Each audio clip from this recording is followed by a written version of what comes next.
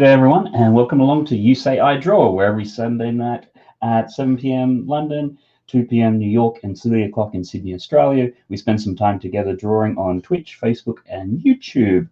You say what to draw in the chat, and I draw it. Today's theme is fire, so interpret that as you wish, thinking it was more along the lines of we had fireworks night here, which is currently going on still.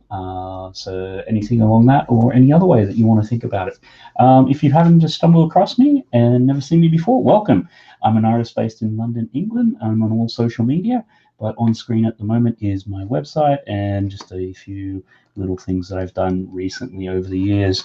It's interesting because someone during the week asked me if I did any digital work, and it's like, yeah, I actually used to do a lot of it. So I thought maybe I might show just a few bits and pieces. And then you've got that so you can have a look at it. So that's brilliant.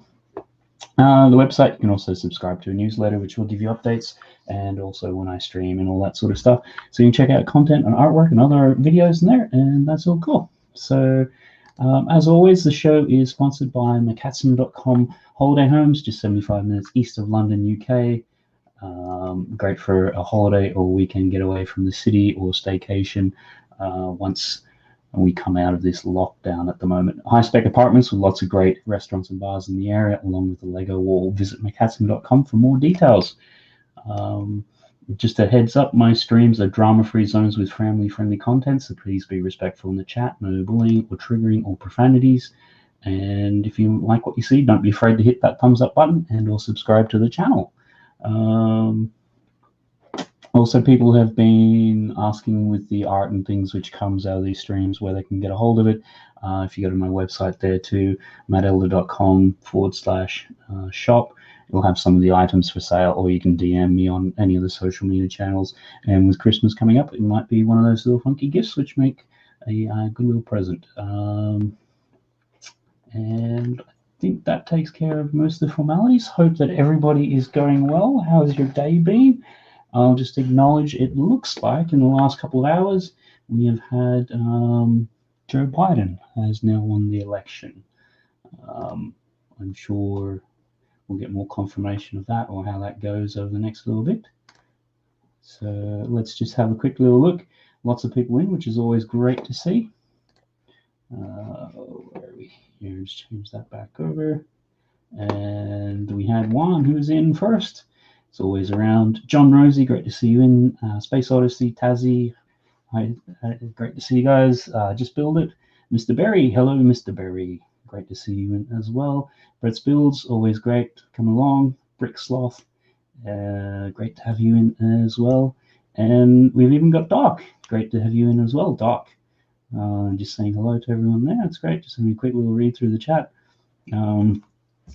Reading there, John's come up with a suggestion, building on fire. Yep, I'll note that down.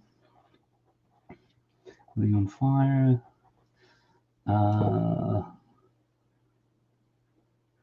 And Brett's Builds request butthead fire. Okay, is that who's the building on fire? Just make sure I get that. That was John. Is that Beavis and Butthead, or is that just something general? I'm not 100% on the reference. But yeah, have a look at that. Brett, what else we got there? Brick Sloth, Hindenburg on fire. Okay. Note that one down. That could be interesting because it's only ever in black and white. And then Doc suggests Firestorm, Johnny Storm, Inferno, Wildfire, Magnet. You've got quite a few there. Or Smokey the Bear preventing forest fires. It's funny, the Forest the Bear. Off to a great start here today. Smokey the Bear. That's primarily American sort of thing. I've never come across it until I went and lived in Canada for a few years, and there was Smokey Bear everywhere. So that could be a fun one. Firestorm. Johnny Storm. Johnny Storm, is that Human Torch? Inferno. Wildfire. or magma. Let's double check. May or may not be having a co-host popping along for a little bit, so just making sure I haven't missed anything there. I always keep it pretty informal with those sorts of things, so if they turn up, great, and if they don't, that's cool too. We've also got a second for Beavis and Butthead as well. Okay, cool.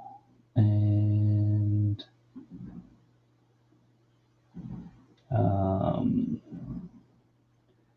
one, I got your suggestion earlier with that Phoenix and the My Little Pony. 5-star Journey to Inferno, Wildfire Magnet. Yep. Just making sure you get all these ones. And Space Odyssey, love the Joker. Yeah, I've been wanting to get back into some of these, so I'm thinking we might do that as well. All right then, I think we've got a lot there. John's come up. Can you draw a theme park? Can you draw a theme park theme of You Say I Draw on fire? That could be an interesting one.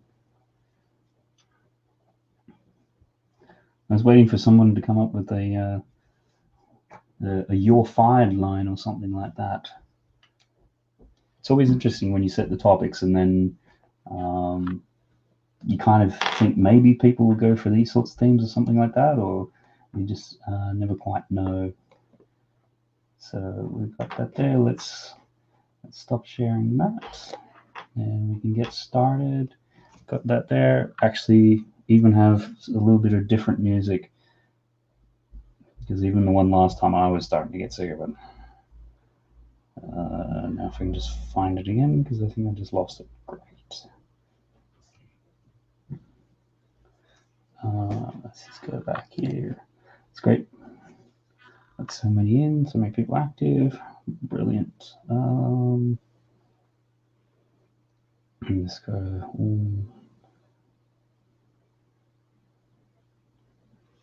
Get the tunes going.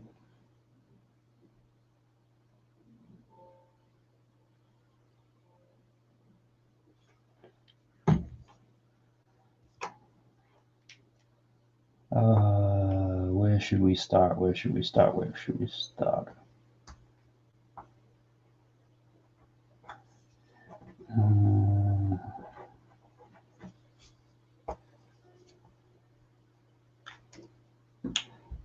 Here we go. Let's grab some more paper.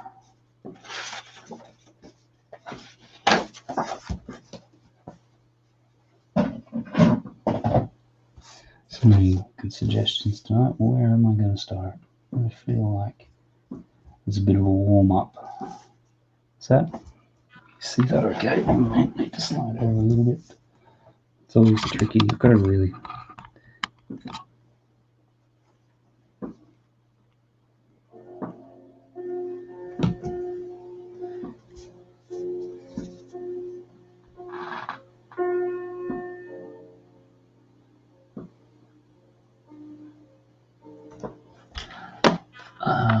Okay.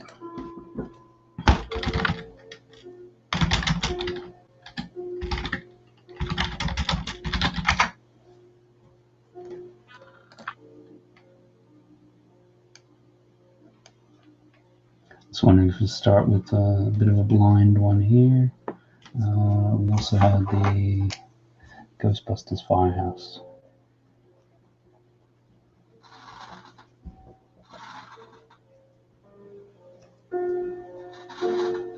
Welcome along, Studsies. Great to see you in. Crispy toasted one arm Anakin.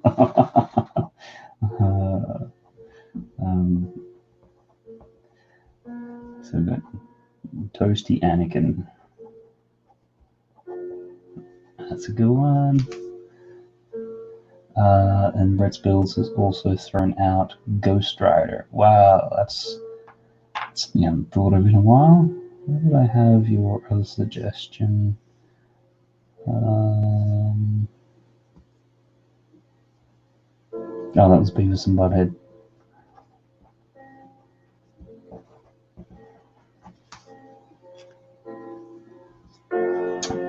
Ghost Rider is always a good time. Yeah, that was really huge in the early 90s and then sort of fizzled out and then has come back with a show.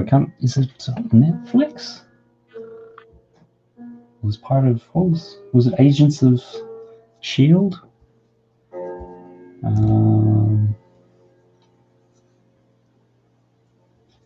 Where are we going to go first?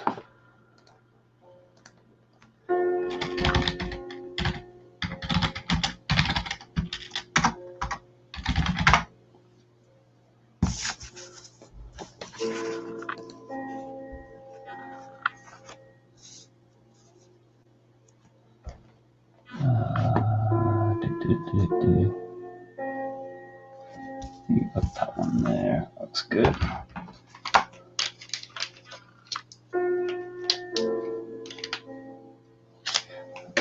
All right, let's just get going here.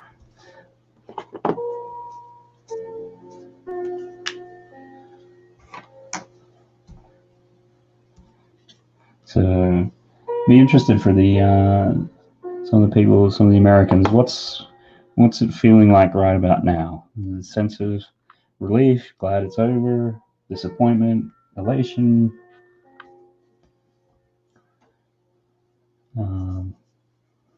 It's interesting. I was looking during the week. Kevin Hinkle does a similar sort of stream, and his topic was politics, which he did yesterday morning. And it's like there's a couple of things he always advised to stay away from: politics, religion, and in the UK sometimes it can be the football. So I was looking at that and I was half tempted, to do if Kevin was doing politics, then to go for the religion one, but I think I chickened out of that one. That one probably could get into too much trouble.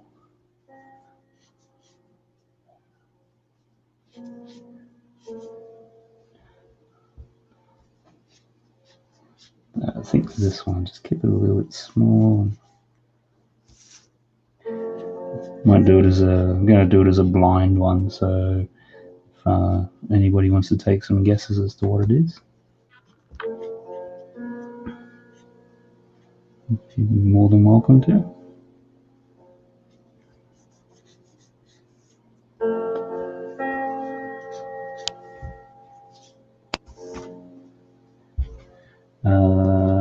That's it is. Little Dancing Fire Guys from Super Mario. Yeah.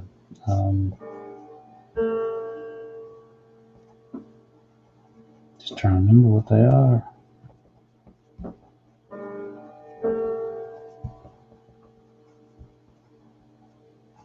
Remember them when they first appeared in Super Mario 3? That was a pretty awesome one. Brett Spills, I'm more interested in Sloth City Mayor vote than the American election. Brick Sloth off the run to town. Have to buy stuff for this cat. My other half bought home. Oh, is that a new one then? How's that going on? Stud Cities, don't care for politics. Brick Sloth, presidential election is already decides. Votes aren't in for Sloth City Mayor. I'll be back later. Cool. Doc Samson, I can't wait to hear the concession speech. Yeah, I saw, I think on Instagram, your quick little post that you put up.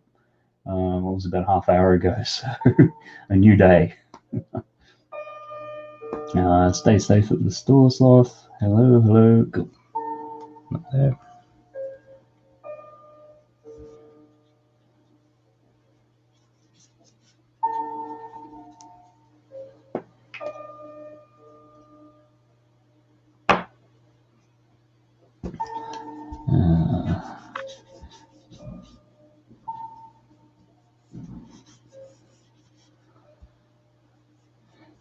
Makes me a bit greater.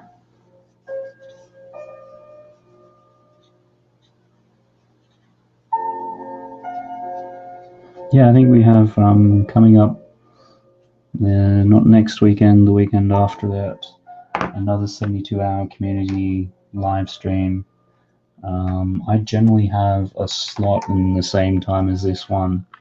It's a bit later, so that one might not be until a 10 o'clock UK start. It's a really weird one because there hasn't been much sort of promotion for it, so I'm not sure that's kind of happening. So I'm thinking of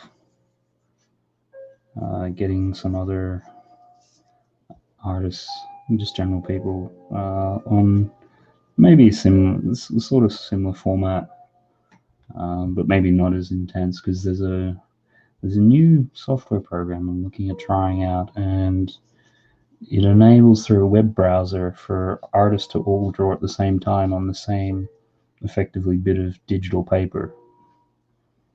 So I thought that could be cool, something to play with. So if there's anybody out there who wants to join in that, certainly let me know or something.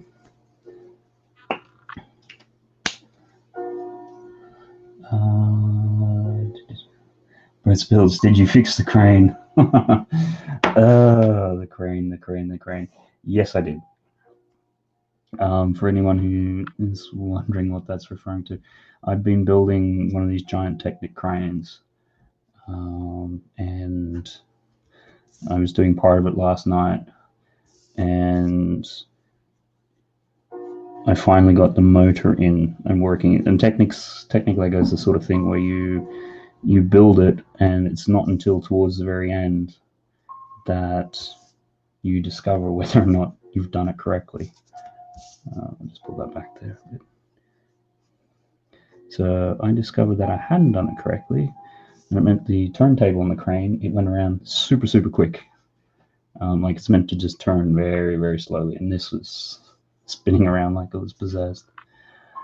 And as I was building it, like a couple of weeks ago, there was one part where one of the pieces didn't go in properly, and I must have spent about an hour going over it and looking for what was wrong with it, because it's like something not quite right here. Because you put the piece in, and then the next step it asked you to flip it over, and it fell straight out, which is really irregular. And being Technic, because of the way that they get put together these days, it's not simple to take them apart. So it took me about 45 minutes to tear it apart, and you're trying to do it in such a way that it will go back together easily. And literally a needle in a haystack. You're trying to find what's not right. I was doing it on London Bridge Brick Stream, so I think about these.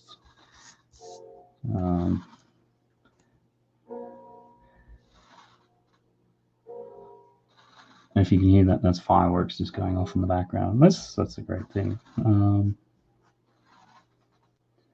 So yeah, I managed to find out what was missing, and it turned out there was one little tiny collar, which when I looked at the instructions, it looked exactly like the 3-length axle it was going on to, so it was really hard to find. But on top of that, because when I build those things, I always have them in plastic bowls. So once you finish a bag, you look through the plastic bowl, see the pieces that are left, because you're always going to have some, but most of the time they're doubles. So the actual piece which is missing from the build, I don't actually have one. Didn't actually come with it. So I had to go and got tons of the pieces, so managed to get another one of it. And it was in an incredibly awkward spot. So it took me then about another 2 hours once I figured out what was missing, what I thought was missing, to piece it all back together. And it's one of those things, until you piece it all back together, you don't know if that was the actual thing, if that was the only issue.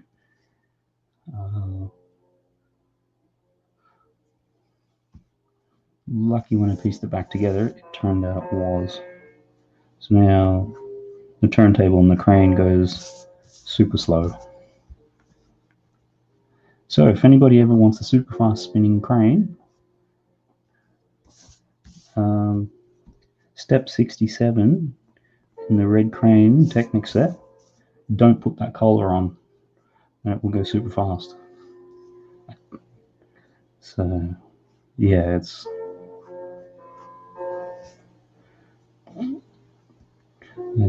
nice that we got that sorted, but certainly for about 3 or 4 hours, you're kind of like, I'm not sure whether this is the issue. I'm not sure if I pull this thing apart, because it's one of the really early steps. If it's going to go back together, is it worth it?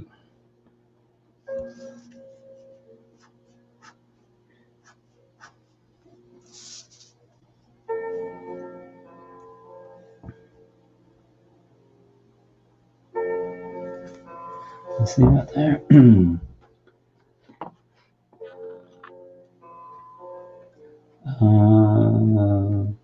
Where we get up to? Just having a look back through the chat.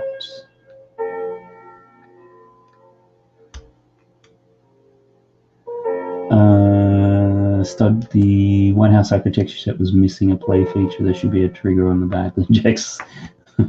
Okay, going into that. You should do that. You can add a yellow stud microfeatures. That's a bad hairpiece as well. That's a bonus stud count. Brits builds, I'll come on for your 72 hour. And Rick Sloth has a slot too. Cool. Yep. I'm also doing the Friday morning stream as well. It might be the first time in a while. So we've also got that one, which will be more, I guess, more Lego and just building and chatting, the usual sort of stuff. Started, I was thinking of grabbing that build. The London Square architecture set is better in my opinion. Are you talking Trafalgar Square? Yeah, got that. I think I got that for my birthday last year. Still yet to build it. Good Mr. Berry. Started been saying that set needed a play feature for a while, and I don't mind Trump as a businessman. Just don't put an emo thug next to the nuke buttons. Doc, but that would have to be a generic figure. He's not the only one-term president. Bryce Builds reminds me of Batman with Bane. One of you have the trigger. Dark Knight Rises reference. That's cool. If Target has a set, I'll add it in. I think it's the Ghostfire. Not quite. I think it's the Ghostbusters Firehouse. Yep, that's the one. Excellent. Very good. Doc, I'm finding the TV Friends set in a lot of stores out here. Yeah, it's been on discount. So it almost feels like with a lot of Lego stuff these days, they price it really high and then they're discounting it pretty quick afterwards. Although generally not Lego themselves. Stud, I want the London architecture with the sounds for the build experience. Yeah, we went through, the kids had a school project and we re-bricked Buckingham Palace, so we got a version of it all in white, which is a pretty cool build.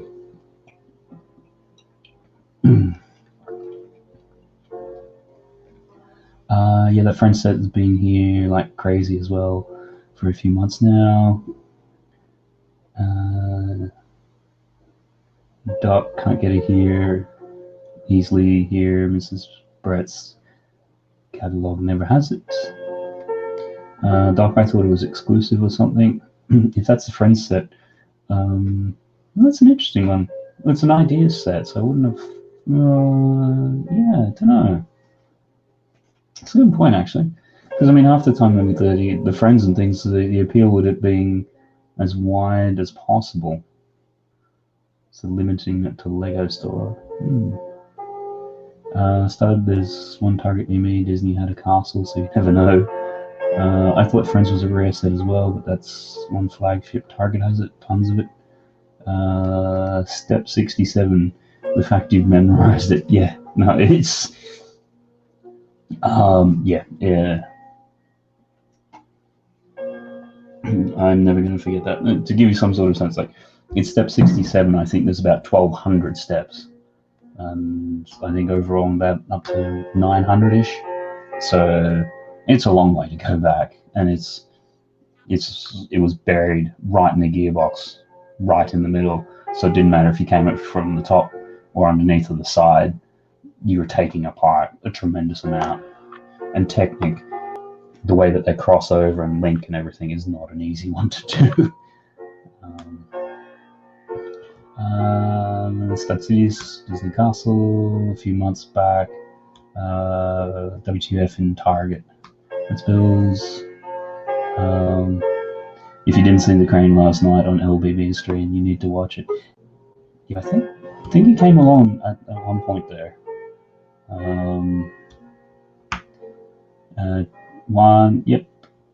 Doc, I think the CV closed too many malls, so Lego is rules for a bit. I'll just, one sec, we're going to have somebody who's just popped in. Just want to try to catch up on the chat just quickly. God, there's a lot of people in tonight. Welcome, Solo. Great to see you. A&A Hobbies, great to see you along as well.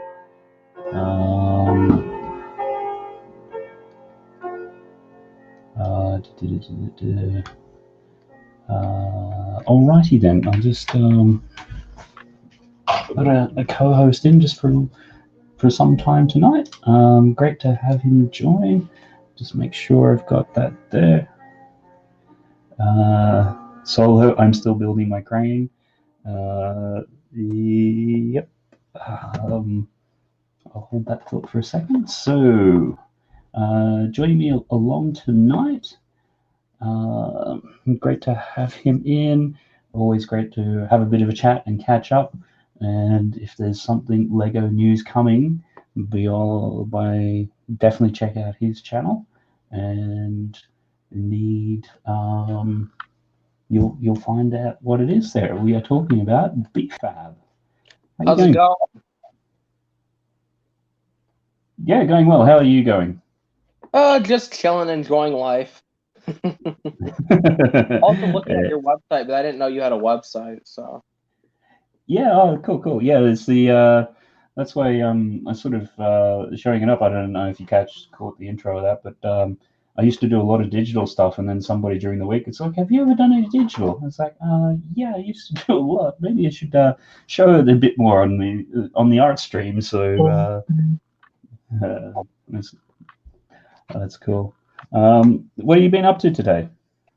Just joining a bunch of people's streams today. So I've been stream hopping all day. So. Any interesting ones you've had? Oh yeah, A&A always has some really interesting streams and stuff. So. Yeah, I think he just he popped in the chat as well. I think I caught part of. He was earlier in the week. I think building the Batwing with, was it Lego Fan UK? I want to say. Yeah, that seems about right. Yep. Yeah. So, excellent, cool. I'm gonna read the chat. Am I? I don't mind. Yeah, if you can. We've got a lot of people, and it's sort of like the chat's just going crazy. I'm not actually getting a chance to draw much. Yeah, it seems like a lot of people are saying like, "Hey," So. Yeah, no, that's great. Well, welcome along, everyone. So,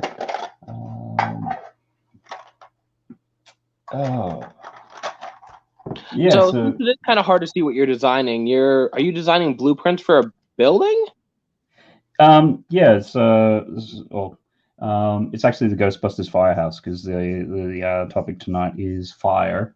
Because originally the thinking with it was very much you had Guy Fawkes night here the other day, which is all fireworks and everything like that, but fireworks just seemed too limited. So anything fire related, definitely be doing that. And as you're hosting, usually I give the host the first drawing, but obviously you came in when you did. So the next one will be your suggestion. So have a think about what you might be interested in. Yay. Okay. Sounds good. Do people getting let on fire count? Well, we had Stud Sidious was saying a toasty, crispy Anakin. So yeah, there's you wouldn't be the first person to suggest something along those lines. I mean, yeah, I guess there's a lot to fire that you could actually do. So kind of like a broad thing where you can kind of be creative and throw in your own little twist and stuff. And yeah. Well, that's the thing. You just try to make it so that people can have pretty much whatever they like within a theme, and yeah, just sort of it can sometimes give you a bit of an insight into what people are thinking. Oh yeah, for sure. So excellent.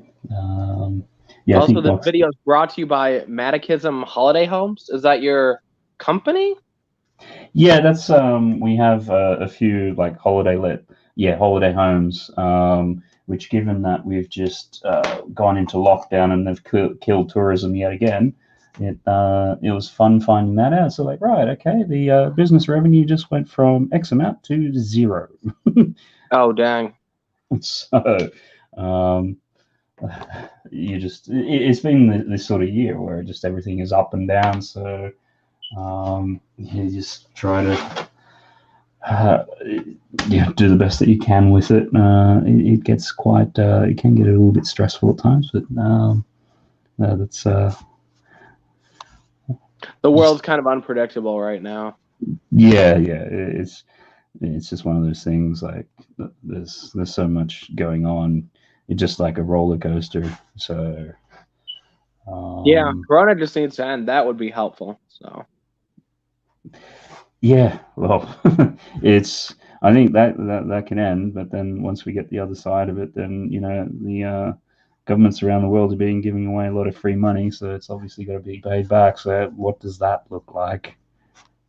Yeah, no, I mean they are loaning like a lot of small businesses money. A lot of people are on unemployment. Like this whole world has just become a different place. So yeah, and like you had at the moment, businesses which are essential still can run, which there's starting to be some interesting things, articles about that, where you've got the large chains, like, supermarkets, that's essential, but a lot of the large chains have got their supermarkets in with, that's on one floor, and then you've got clothing and things on the other floors. So, which, not to deem to be essential. But they're sort of opening them and letting them all go. So then you're getting a lot of the smaller independents going, hey, wait a minute, we've had to close down. Whereas these guys are still like, running.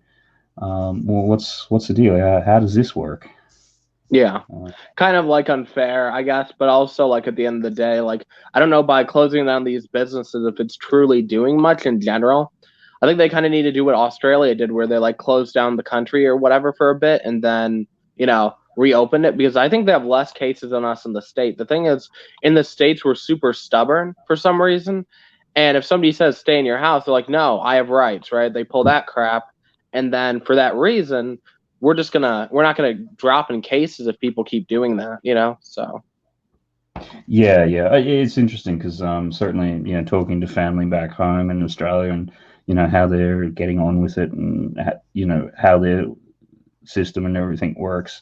There's certainly a way of doing that, but I think the thing to also then recognize is that Australia is travel-wise on the way to nowhere, whereas like New York and London and like London and the UK, like the UK is like a hub for if you want to get to Europe, if you want to get to America, Africa, the Middle East, so it's if you're a country where closing your borders is actually a really easy thing to do, and it doesn't have, I'm not going to say it doesn't have an impact, but you're not a transitory hub to begin with. I think there's a slightly different dynamic there, but yeah, it's just like, well, what is the way forward? Yeah, agreed. The disaster just needs to end. I want the world to be back to normal. Like, I never thought that like I'd experience something like this in my lifetime. Like for me, it's like I'm not that person that like is worried about like dying from corona, but I know like a lot of people are worried about like what's gonna happen, right? But I think at the end of the day, it's like things just need to go back to normal. Yeah, yeah, it's certainly the legacy from it is going to be a huge issue. Like in the UK, they've had over the last 6 months, 1 million mammograms being missed. Diagnosis of cancer is down 75%. Diagnosis of heart conditions is down, 65%. Diagnosis of diabetes is down 60%.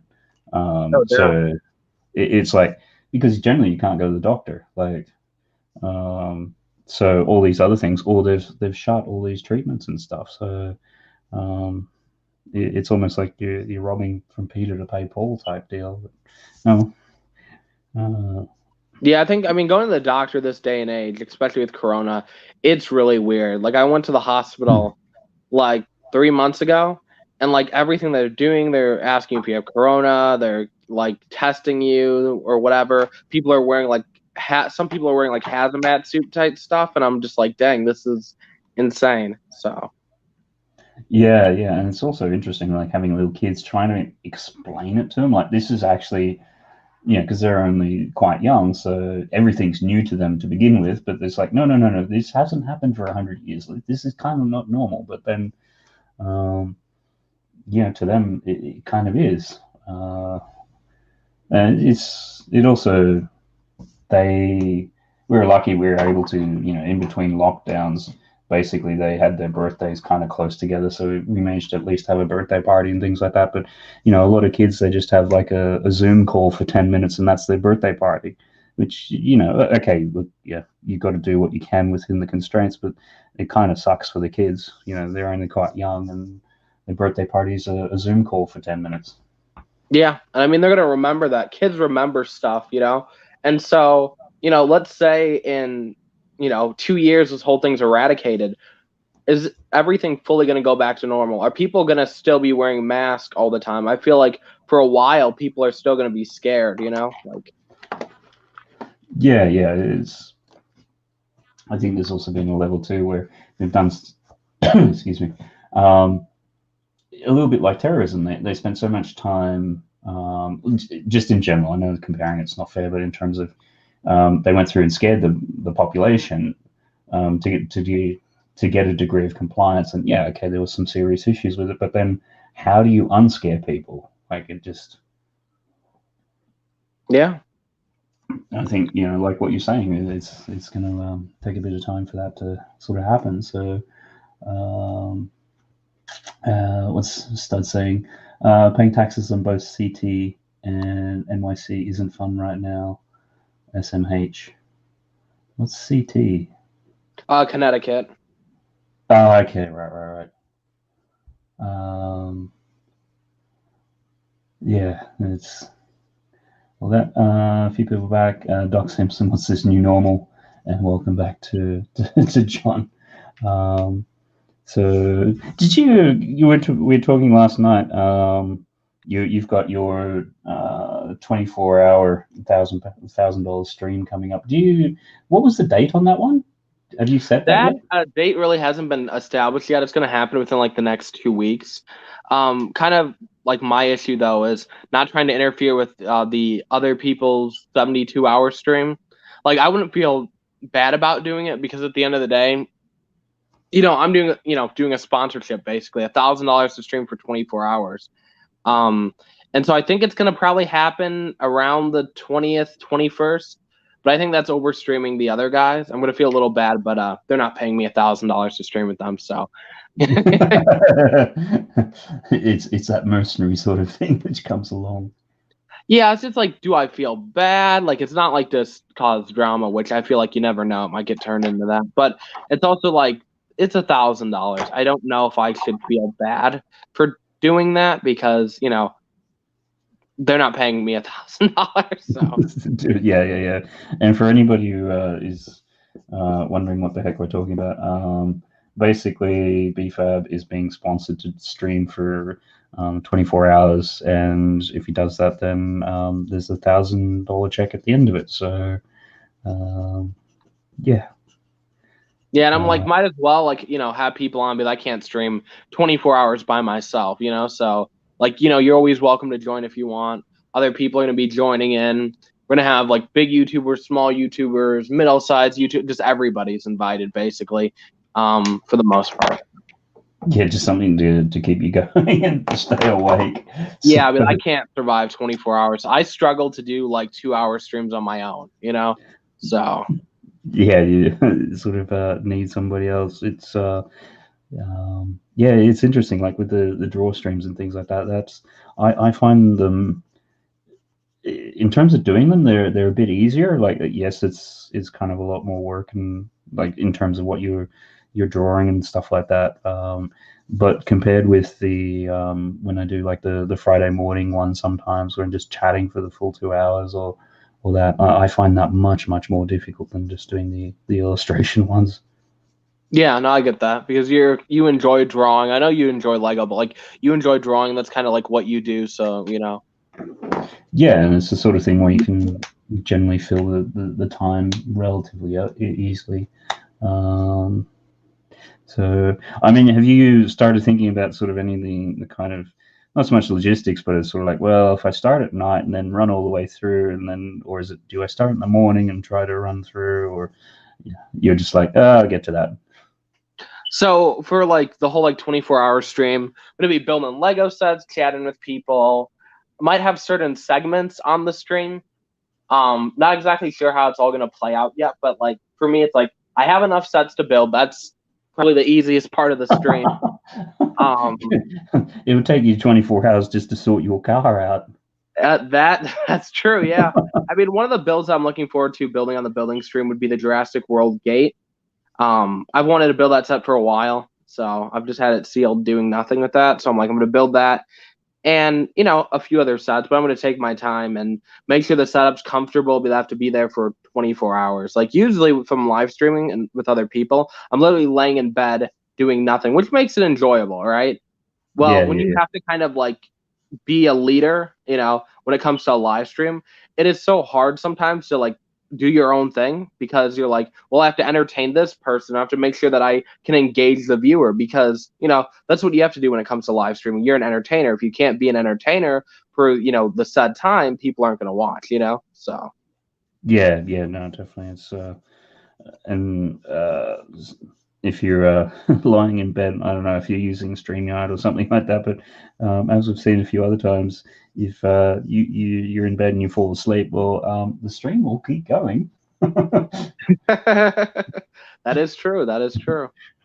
It's so like, how is BFAB entertaining us? Well, I'm not sure that snoring is helping.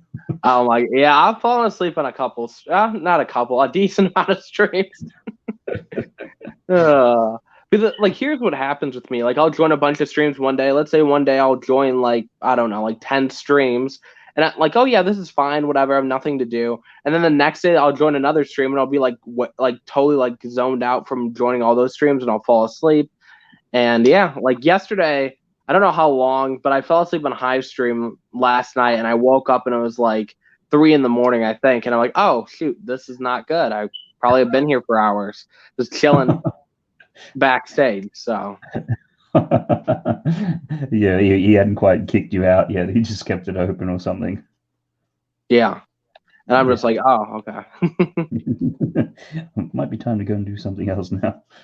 Well, also I kind of look at it like this. For me, there's sometimes on streams where I'm just tired. I'm like, well, if I sleep for like 30 minutes and wake back up, I'll be re-energized. And then you realize that you fell asleep and you didn't wake up till like 5 hours later, and you're like, oh. I suppose too, when you're generally just having the icon there, you can sort of get away with it a bit more because it's sort of like, is he there? Is he not there? Oh yeah, no, that's beneficial. That's why people are like, why don't you turn on your camera? And I'm just like, well, because I don't want to. I'd rather lay down and you guys not have to look at me. Like, I mean, I can turn on my camera while I'm laying down, but I don't think anybody wants to see that. I don't want to see that. So, do you ever go through and watch back streams that you've been on? I have, yeah, a couple times. Like, if I fall asleep or I feel like somebody said something really like funny or something really dumb, I'll go back and I'll watch the stream. Streams that I've hosted, I've gone back so I've done a couple live streams from conventions or whatever, and I like to go back and watch those to kind of see how I handled myself, like live streaming during that time, or like what I did, or like, kind of look at like how I acted, kind of like, I don't know, breaking down how streams are, how people are on streams. I always do that every once in a while. So Yeah, I've gone back a few times, particularly some of the building ones, and had a look and things like that. And you think you hear everything, but you listen to the playback and things like that. It's like I missed half of what people are saying. Like, yeah, it's really interesting. It's like, yeah, no, I heard everything, and then it's like, no, you heard next to nothing. Like, sometimes you just say yeah, sure, yep, and then yep, you yep, realize, what did I say yeah to? oh, you're donating half of that 500, half of that $1,000. I'm sure you said that. Just go back and Yeah, watch the stream again. yeah, I didn't even realize. And just g'day to Mutant and Brick Clicker. Great to have you guys in. I don't know how I could picture this, but can you draw a supervillain made from fire, please? Yeah, we had some suggestions earlier for, I think, Johnny Blaze, Human Torch, something like that. So yeah, definitely. And Lego Joe, welcome back. Great to see you. And then the towns my parents live in stuck up and people don't wear masks. Just because they have gobs of cash doesn't make you invincible to the virus. And they're rich and they're elderly. Yeah, it's kind of crazy. Remember, what are people like in your sort of area in terms of masks and compliance and all that sort of stuff? So, I mean, before I got fired at my job, when I worked at a grocery store, because I worked at a very quote unquote bougie grocery store, you have the people that, they wear their masks. Like, I feel like most people are accepting of it, but then you also have the people that be like, I'm an American, I have rights, I'm not wearing a mask, you can't tell me what to do. So I've met my fair share of those type of people. I feel like though most people are willing to wear a mask, and they're not, like that, but there are those people that get really pissed off and they're like, yeah, I'm an American citizen, you can't tell me what to do. I have rights. I'm not going to wear a mask. And then you're trying to tell them like, hey, wear a mask, and then they get angry at you and they yell at you and everything. It's great sometimes. Like, I don't like wearing a mask. I truly don't. But I also understand if everybody's doing it, if it will help other people, I will do it. But I really do hate wearing a mask. But Yeah, no, I'm much the same. I hate the things, but although I found now that the weather is getting quite cool and everything like that, it's like when you wear like a face covering ski mask. Like it by breathing back on yourself, it keeps you warm. If you know what I mean. Oh yeah, no, for sure. Yeah. Kind of like how a blanket traps air or whatever, and then by you breathing, you're warming yourself. Yeah, no, it's that, and certainly, yeah, talking to a few other Americans and that, and particularly people who work in service industries and things, and some of the issues which people coming in, much like what you were saying, it's like, these are my rights. Da, da, da, da, da, da. It's like, well, this is a private establishment. This is what we've asked people to do. If you don't like that, then it's sort of like the pub rules or whatever. No shoes, no shirt, no service. So if you don't wish to wear the mask, then find somewhere else where they will accept that. Yeah, and at this point in the world, it's just like, don't make something a big deal if it doesn't need to be. Yeah, particularly. I mean, working in sort of service industries, like people are irrational and difficult at the best of times. Agreed. Throw something like this into the mix, it's like, oh boy, this is a long day. Yeah, no, I mean, I think it's frustrating that people make things such a big deal, when in reality, it's like, just put on the dang mask. It's not, and you're not going to die by putting on a mask. You'll be fine. Like, there's nothing that negative that comes with wearing a mask. You might not like it, but there's nothing negative about it. So Yeah. So how's just flipping back around? Because I saw. I'm just trying to think. Was it in a live stream or a video? I saw like your car just full of Lego. Is it still that way? I managed to get out everything or most of everything out of the car, but it was frustrating as heck. Because like those were all the sealed stuff. Those weren't the Lego sets that I built and taken apart. That was just all the sealed stuff. And so like for I don't know, like 2 days, my car literally had Lego in the back seat, in the trunk, in the passenger seat, and I'm just like, well, this is annoying, but yeah, it was fun. Somebody look at your car and go, "Oh, that's not worth stealing." Then they get closer to it. It's like, but the contents, on the other hand. I think that was like $5,000 worth of sealed Lego because like my collection is worth like about $30,000, I think, just like with stuff that I built and everything. But like literally, like all that is at least like $5,000 worth of Lego, and I'm just like, yeah, I hope nobody breaks into my car. Yeah, because even if you had like a lot of the insurance and things like that on collections, they're like, okay, well, you can, if you don't specify it, we're only doing it up to this next to nothing value, and then if you do, then you have to specify every single item. Yeah, and that would be frustrating. I mean, I document most of my Lego using Brickset, but I don't know if that really would truly help out like an insurance company unless I actually like took photos of it too, because like adding something to a database, I don't know if that really helps. Yeah, it's and Louis 2x4 has popped in. Great to see you. I hope you're going well. No, I remember seeing a video game or a YouTuber, I think Metal Jesus Rocks, and he used to work for video game companies like Sierra in the early 90s, which did a lot of the Leisure Suit Larry and things like that. So he's a big retro gamer and things like that. So he had a massive collection and he had to get it insured. And it actually turned out, because he was basically doing a lot of YouTube videos from like his basement where his collection was, they're like, well, that actually helps you out because you're documenting it. Like people can see like, hey, yeah, you do actually have this stuff. Yeah.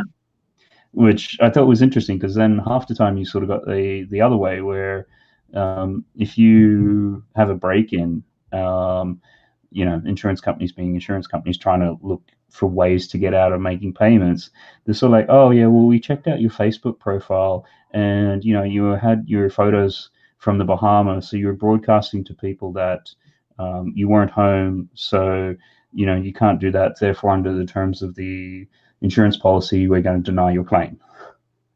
Yeah, no, insurance companies are horrible at paying out, so yeah, it's like tooth and nail. Literally, you're like begging them to give you money, Yeah, you know that money which I sort of gave you for like instances like this. The thing is, like, they have to profit, right? Even though you're paying into it, it's like they don't want to lose. Oh yeah, absolutely. They don't have to do anything, but it's sort of like, yeah, but the reason people gave you money in the first place was, you've got some really smart people employed called actuaries who work out the balance of probability of risks and things like that. And that's why people gave you money, which I always find interesting because, Warren Buffett, people, legendary investor, It's like, yeah, but the fundamentals of these companies, insurance, like people come along and give you money up front, and you try to say no should they ever want to get it back for some reason. Yeah, it's confusing. I might like one day get my Lego collection insured because it's worth a lot of money.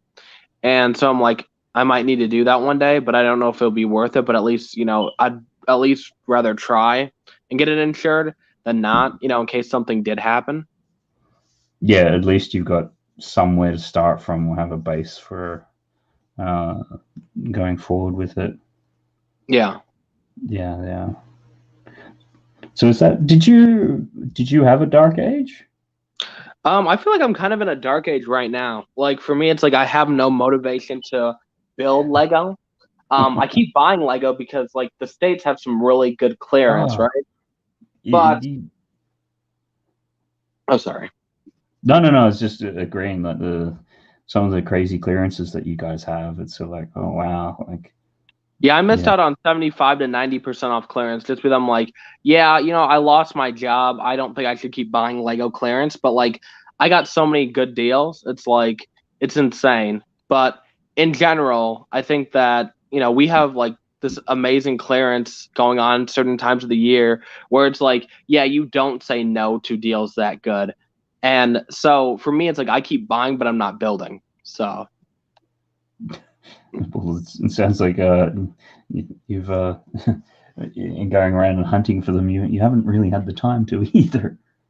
I mean, recently though, being fired for 2 weeks already, that has given me a lot of time to do stuff if I wanted to. I don't feel like doing anything. It's just like sleep, eat, join streams, and maybe drink every once in a while. So my life has been all over the place. So, and apply for jobs, but I'm still fighting my termination at the moment. So was it sort of a wrongful sort of thing, or you just don't want to get into it? I mean, I can get into it. I made a joke at somebody's expense, and the person that I made the joke to didn't have an issue with it, right? Him and I always joke around, even though the jokes are messed up. Like when you make a really screwed up joke, and like if somebody heard you, you'd probably get fired for it. Yeah, when it's taken like out of context, but when it's with people that's sort of what you do, or people that you're normally comfortable with, like that. Yeah. And so the person was fine with it. The person has no issue with my jokes, no matter what. And this girl that I had literally rejected, was upset one day because one, I rejected her. And then the second thing that happened with that was after I rejected her, she decided not to work, right? She was video calling her friends, and during work, you're not supposed to be video calling your friends when you're supposed to be working and we're busy. So I was really upset, and the girl's like, I'm going on my break. And I'm like, okay. So I told another female that I was pissed off at this girl. Well, little did I know the girl didn't actually go on break. She hid behind the door that we were near. And instead said, if you're going to talk crap to me, say it to my face. And then she reported me for my joke that I said about the other kid. Now, the other kid literally thought it was hilarious, right? But the other kid, because he does have he's not a kid, he's a 30-year-old man. He does have a disability. They took that really wrong, And I always say this, if somebody doesn't have, an issue with a joke, why are you having an issue with it, right?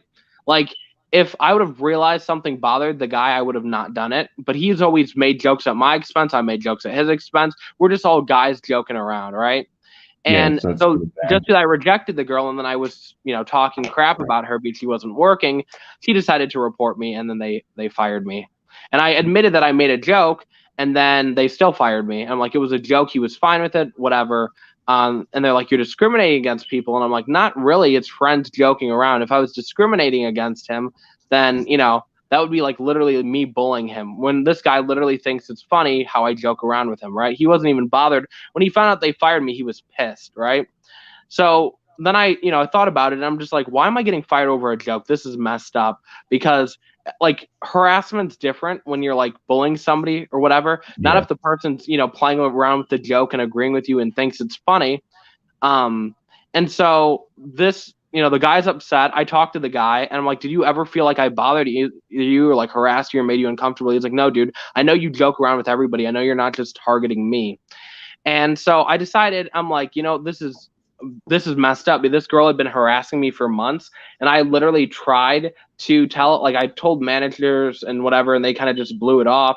So I said, you know what, I'm going to threaten to sue the company. So literally I sent them a message saying, I'm going to take legal action against you guys for termination, and because you let this girl get away with what she did. And they immediately responded like, you can contest your job, but we don't think you'll get it back because you admitted to everything. And then I literally sent them like a whole like 2-page thing, 2-page reasons why they should like rehire me and how they let the girl get away with harassment, but they fired me over a joke.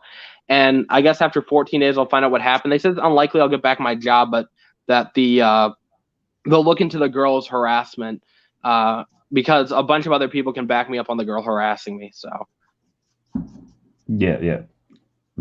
So you're just kind of a little bit in that limbo state at the moment. Yeah, I mean, I don't think I'm going to get back my job, but I'm trying to make sure that this girl does get terminated for harassing me this whole time, you know? So, yeah. And I'm like, and the issues where they messed up when they decided to fire me. And I was like, let me show you proof there's more to this situation than meets the eye. The manager looked at me and he said, what do you want me to do about it? Like in a really like passive tone, like he doesn't care. And by him saying that, that's where he screwed up.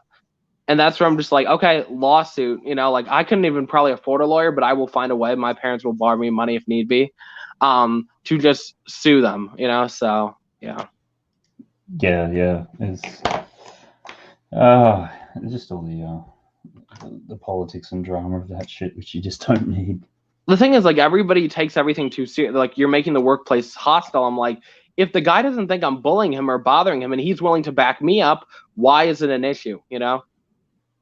Yeah, it's that thing where sometimes the political correctness just gets taken too far in one direction, and yeah, like what you say, it's you know, if it is something where the person's being offended by it or whatever else, but like what you're saying, if they're backing you up for it and saying, hey, no, wait a minute, this is just banter, or you know, that's how we're doing it. Yeah, like harassment is when somebody or making the workplace like, you know, discriminating against somebody would be like they have to be bothered by it. If they think it's funny, like I think we all like over, you know, life in general has made like some screwed up jokes, right? No matter if we want to admit it or not, we all make jokes where they might not be appropriate if somebody else hears them, right? But it's also like if the guy is not bothered by it and the guy is pissed off that they fired me, why should you fire me? Because if it's jokes at his expense, you know? Yeah, exactly, and it's just it gets to the point where you can't say anything. Like it's like, well, how's that going to be fun for turning up to work for you know, 6, 8, 12 hours? If you just forever, well, no, can't say that. That might get construed the wrong way, or yeah. Also, Louis says, "Beef, where did you work? Sometimes there's a fine line between banter and bullying. I worked at Whole Foods. And for me, I just kind of look at it like this: bullying. Yes, I know there's a difference. Like bullying would be like this guy's disabled. I'm mocking the guy, and then he's like, you know, upset about it or whatever. Not like two friends throwing shade at each other, you know."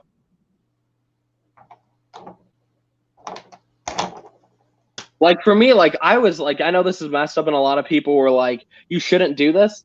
So the girl that reported me, right, her parents kind of abused them, right? And so for me, I'm like, do I report this girl to Child Protective Services so they get taken away? Like, I didn't do that, but like, there's so many things like going through my head right now where it's like, let me get back at this person, you know? Yeah, it's always a tricky bit of a fine line with that, because it can go in so many different directions. I mean, which way are you sort of leaning on that? Oh, when it comes to report her, I have no idea. I think I want to see kind of what happens and what comes out of this. If she got fired for harassing me, I would feel like I don't need to go report her or whatever, report her family. If she didn't, I'd feel like, hey, this is not a fair, you know, game, you know, and let's get back. Like I would love the thing that I'd love to come out of this, which I don't think it will, would be for me to get back my job, you know? Yes, so you can at least be. That's what I would like. That like out of everything. But at the end of the day, I don't think that's going to happen. They already said it's unlikely, but I just fessed up to everything. But I still want to see what I can do because, like, I think the second, no matter what the company is, the second you mention like legal action, they kind of freak out. So, yeah, I always get the sense that the states in that they're a lot more. What's the right word? Yeah, I was going to say sensitive, but in terms of like you say that in some other countries and people just laugh it off, whereas you say that in the States, and I get the impression that people actually no, wait a minute, we better take this seriously because this may actually happen. Yeah. Yeah, I kind of looked at like if I was somebody in charge, right, and somebody said one person reported another person and said, hey, they were making fun of this person, right? And then the person that you're making fun of said, no, they're just joking around. We're friends. We do this all the time. I would have listened to that guy because it's, towards him, So, Yeah, it's the person who is effectively going to be the victim in this situation. I mean, I can understand it too. Yeah, for the work environment, they have to be seen to be, not so much be seen, but they have to make sure that things are in place that people aren't getting bullied and all that sort of stuff as well. yeah. But then, yeah, like what you said, it's kind of contextual in terms of who's doing what with it. So, and Louis, they say it kind of sucks. You've got to be so PC working anywhere. Yep. And Juan, feel free to check that. I've sent you another suggestion. Okay. Yep. I'll have a look at that. Yeah, no, it's unfortunate what this world has come to be. That's like it's all about context, And I wish people would take that into consideration with everything. But yeah, I think when you got the 3 second attention span and things like that, it's more just the headline or what comes out first, and yeah, the devil's always in the detail, but nobody's paying attention to that. Yeah, agreed. Because like for me, if somebody had presented that case to me and been like, well, ask this person how they feel about it, and they're like, dude, we joke around all the time. What's the issue? Then I'd just be like, well, this person said that, they're fine with it and it's cool with them. Why am I bothered by it? Yeah, what's the issue with it? Yeah. But at the end of the day, I mean, I don't think I'll get back my job, but I just want the girl to get fired for harassing me. So if you want to play this hard, I want to make sure you don't have a job either. You shouldn't be able to get away with something when you harass me for months. So yeah, it's that thing where when the shoe's on the other foot. Yeah. Yeah. I think okay. So we've had the Ghostbusters firehouse, Houses of Parliament on fire, which I mean that's a little bit harder to see, and then the Hindenburg explosion, which was an interesting one because obviously it's in black and white. So trying to make up what it might be otherwise. Just having a look. Somebody suggested the Super Mario. I think it was Stud suggested the Super Mario dancing fire guys. Ooh. Do you know what? Do you happen to know what they're called? Oh shoot! What are the dancing fire guys? Yeah. Let's see. Mario characters fire.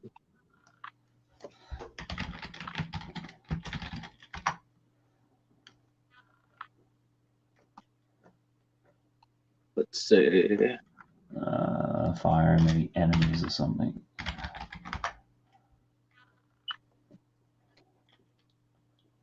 Stud Sidious, if you're still here, let us know the name of the character. Unless it's a lava bubble. I mean that's what they call them in Lego. If you're talking about those, yeah, the lava bubbles. That's what you're talking about. Yeah, it's kind of because I've just got it's the Super Mario Brothers 3 stuck in my head, where the second level is like the desert, and you've got the fireballs which just bounce backwards and forwards on the ground. Maybe it's been updated a little bit since then. I'm having a look-see through that lot. What can we say? Is Stud come back with anything? He has not yet. Stud Sidious. People can come and go. It's sort of the stream has been known to go for a little while. Yeah, I mean, for me, I feel like on live streams when I'm watching them, I show up, I leave, I show up, I leave. I do that all the time if I'm not like a part of the stream. So yeah.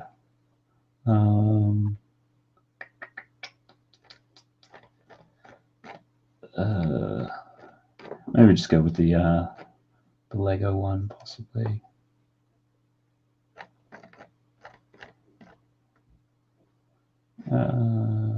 I'll go with that one. Okay, I think I've got one.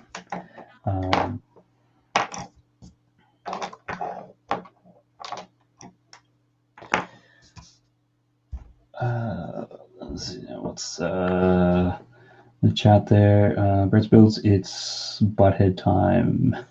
Yeah, no, that's... I just don't think it would fit into that little square there, so I just want to do one of these ones, but I think, yeah, we'll get to that. John Rosie, drawings are epic.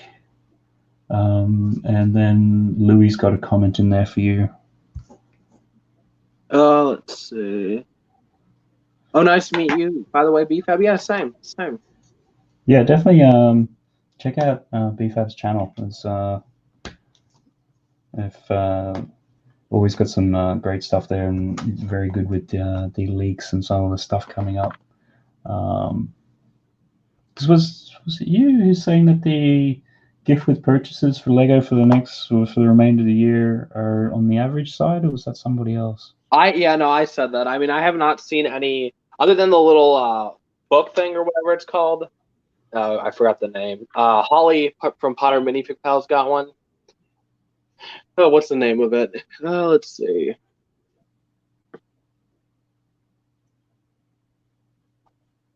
Let's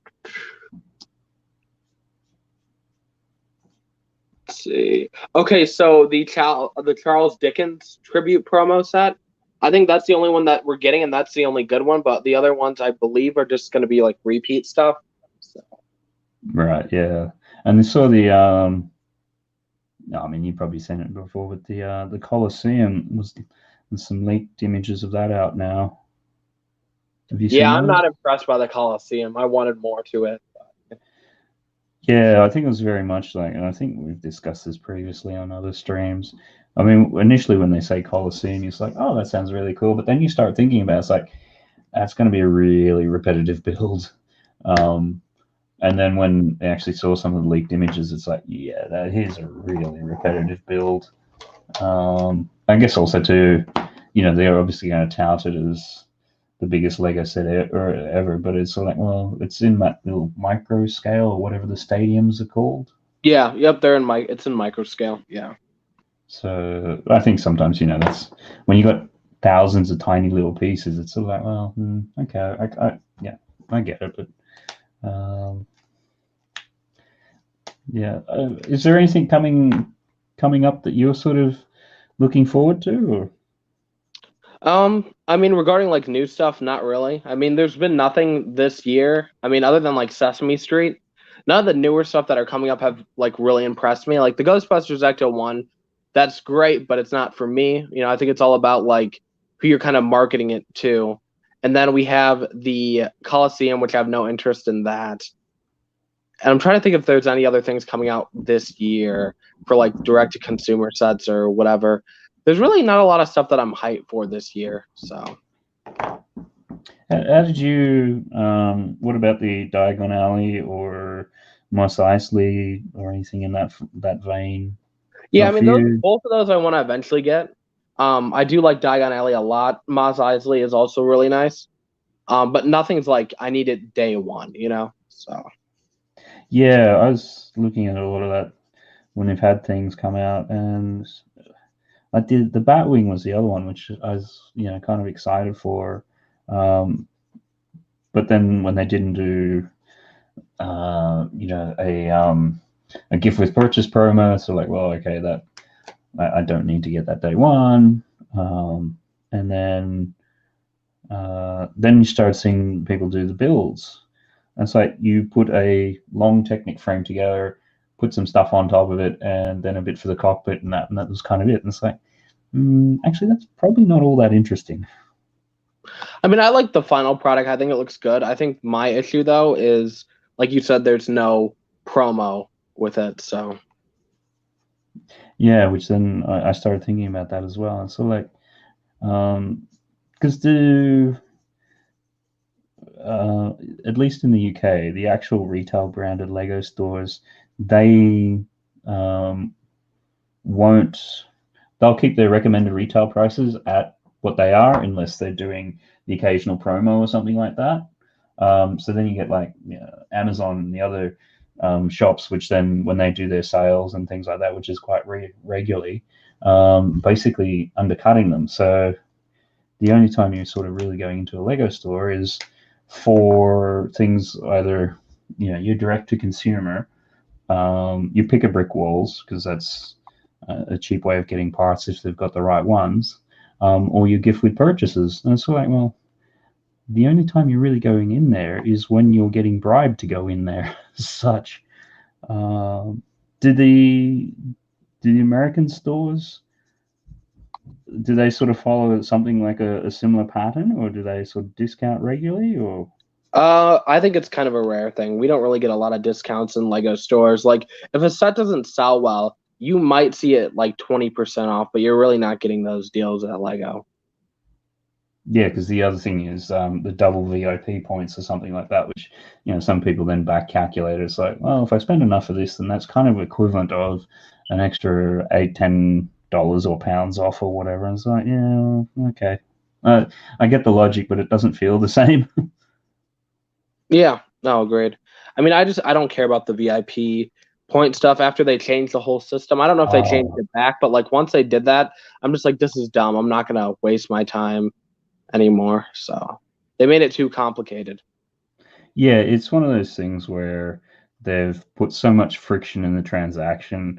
It's almost like they're deliberately doing it in such a way that you don't use them, which I just, yeah, and it seems to be the root cause of it is because they've actually outsourced the system to a third party, which is why there was that changeover and a whole bunch of issues. And I think again, it's them not doing digital stuff really well. But yeah, I mean that's another sort of rant in terms of then when they have the sweepstakes and things like that, it's basically like, here, just surrender all your points and stuff back. Yeah, agreed. Yeah, it's not a smart way for us, but for them, they don't care because by us not using our VIP points, they're not having to, discount us anything. Like you're not saving $5 or $10. You don't save anything now. So Yeah, and it's the sort of thing like I don't know what it's like with you guys previously, but anytime you went to the cashier or the checkout or whatever, it'd be like, oh, you've got X amount on your VIP. Do you want to use that now? Whereas now they can't really tell you anything because at least before you're like, oh, okay, then well maybe I'll use them, maybe I won't. And, it was pretty straightforward. You say yes, and they just go, doo, doo, okay, there, it's applied. Whereas now you've got to log into the app and specify whether you want to use it in store or online and all the rest of it. And it's just like, it's such a faff. it is very annoying, in my opinion. It's what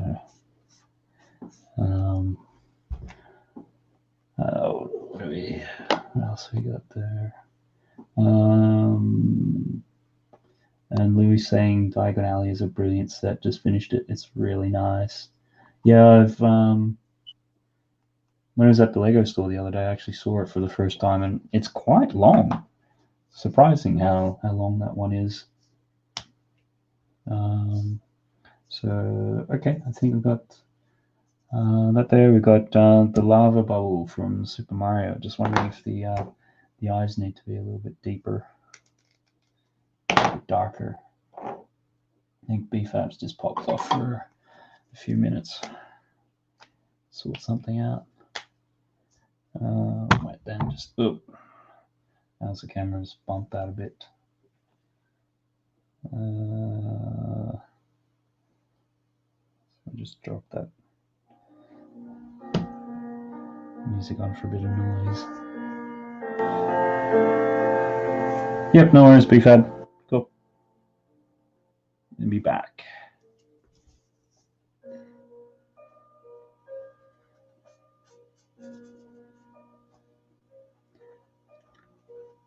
So if anybody else is out there in the chat, is there any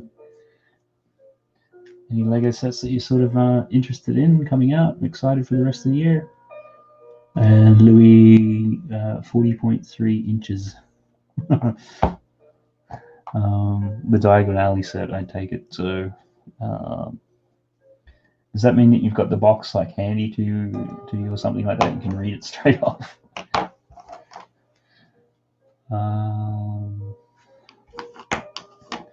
Now, what was... So I think we've done those 4 now. Let's have a look. Miss Beavis and Butthead. So you got Butthead Fire. Let's see if that spits up anything.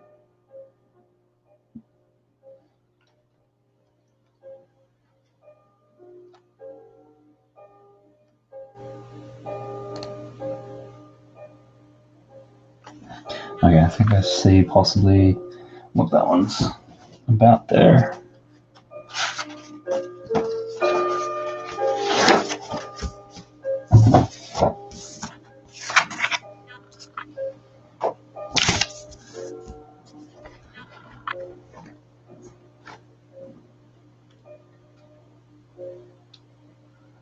Is it Butthead Fire or Beavis Fire? Louis, no, I just remember measuring it to make sure I had room. Okay. Do you have that as part of the city, or you just got it on a bit of shelf space?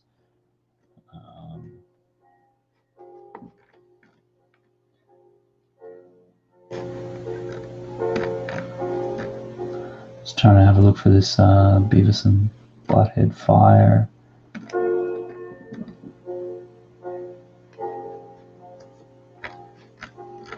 I see one, but I think it's Beavis more than Butthead.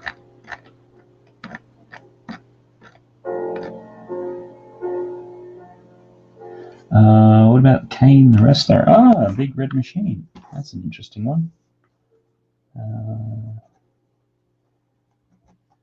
Kane WWE, and that was Louis. I don't think we've done any WWE on the stream yet, so that could be a interesting one to do.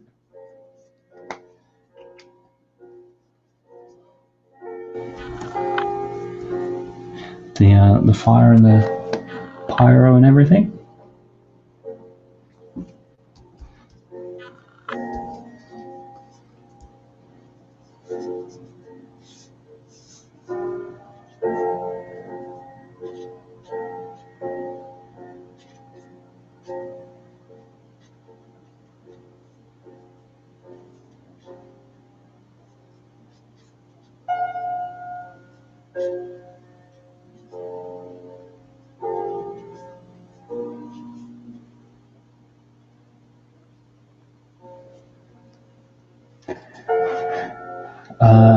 Louis, part of the city, you got Insta right. I'll send you a photo. Cool. Yep. I remember the Inferno match. Yeah, they've done a lot of sort of fire style matches between Kane and Undertaker.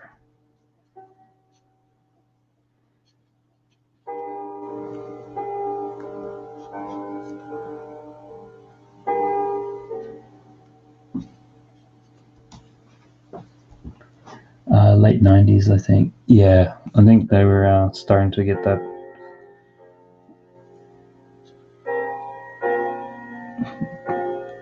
They were those. I think those matches were some of those first Fire Inferno-y type ones that they did. Although I seem to recall, anytime you turned around, it seemed Mick Foley was doing something crazy. Don't know whether he's doing it with fire though. And certainly thumbtacks and barbed wire and all that sort of good stuff.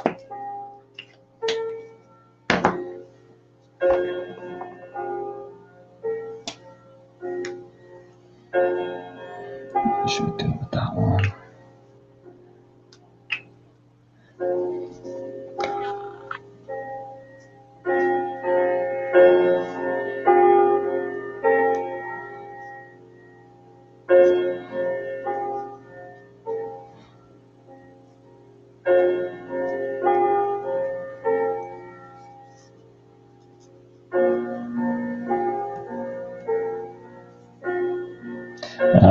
was addicted to it when I was a kid.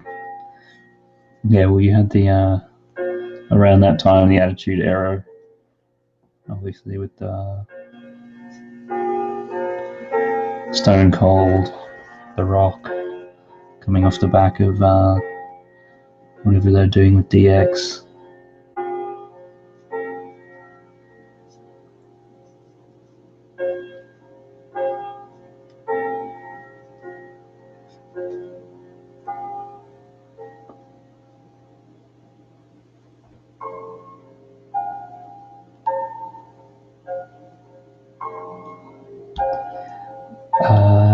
Oh yeah, he was thrown off the Hell in a Cell. Yeah, that, and obviously then he's thrown off the top of it, and then the spot where he went through it was actually not planned. It's just that the structure gave way.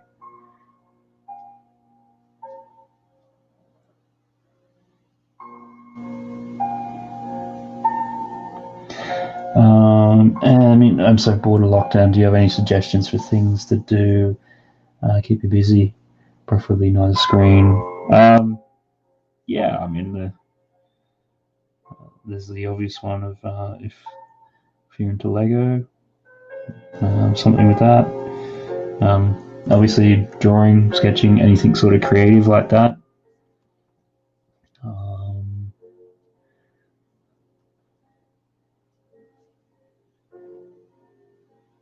Let's try those be. I guess the other thing comes down to what hemisphere you're in. If you're in, are you north or south? Funny thing, you north. If you're in the south, then there's something very satisfying about just planting stuff, particularly vegetables and things at this point in time. Having them grow. The other thing which we're looking at is getting a dog, pet or something.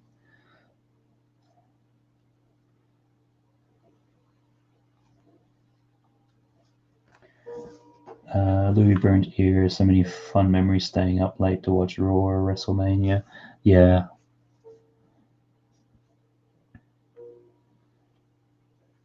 And it was the sort of thing, that era,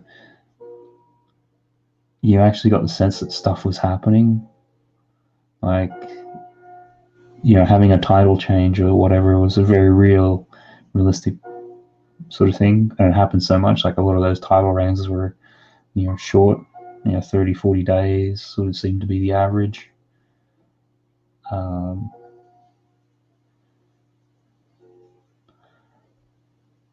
Particularly coming off the era when people would hold on to it for a year, or Hulk Hogan for like 4 years or whatever. So when you had the title changes all the time, it just felt like there was higher stakes. As opposed to previously, it was like, okay, how's the DQ finish going to happen? Protect the baby face and all that sort of stuff. And I think too that a lot of the storytelling was fresh, whereas the whole McMahon angle is Stone Cold.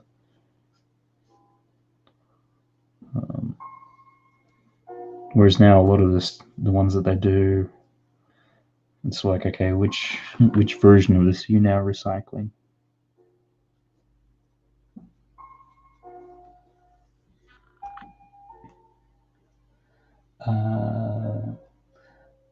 Louis, watched all the docs. He actually was supposed to end it there too. He kept fighting. LOL. Brothers of Destruction versus Power Trip. Yeah, the way that I'm just trying to remember. I think they actually, the Power Trip won it, the tag titles off them, I think. Or was it APA? No, I don't think APA. I can't remember. Russo was a good rider. Yeah, I don't know who's actually writing it, and obviously there's Russo's a very polarizing character. Either people love him or they hate him. I think half the time it comes down to what agenda somebody's pushing, but.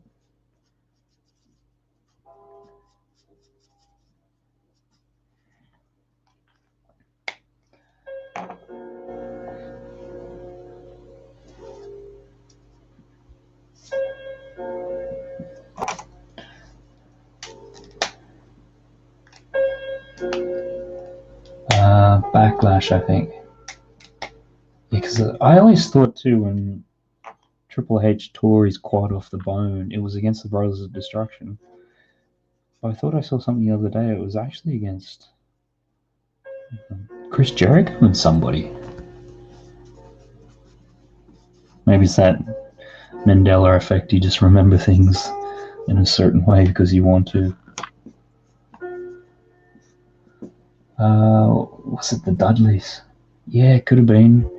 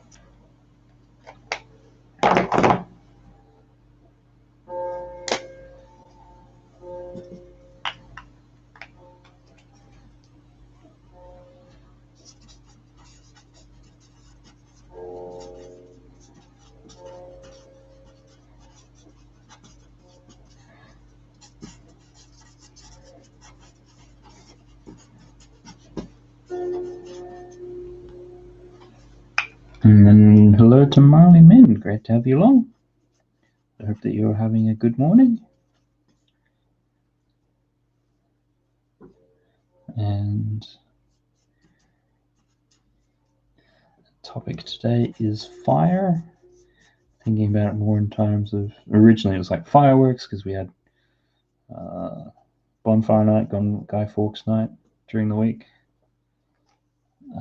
But that seemed a bit too narrow, so extending it out a little bit. Which is just bizarre because when we were kids in Australia, I think it was the early 80s, used to always have bonfire night, and then they stopped it. I think it's because too many kids were getting hurt from the firecrackers, or there's certainly a thing about dogs and piercing their eardrums and stuff as well. So then I think it still is. You can only legally get fireworks in Australia in the ACT or the Capital Territory. So then coming over, you vaguely remember something from when you were a kid X number of years ago, and then you come over to the UK and you can buy fireworks in the supermarket like they're candy. They just bring it out, and it is a little bit trippy that way.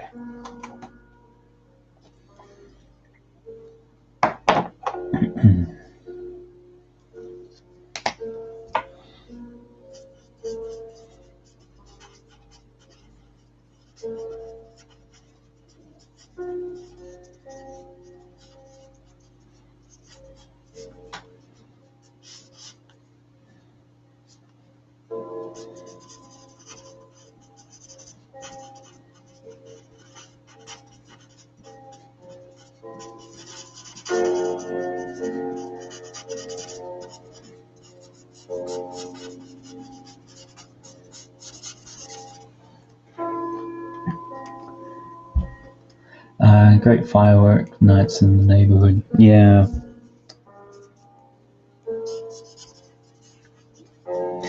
I seem to remember as kids at our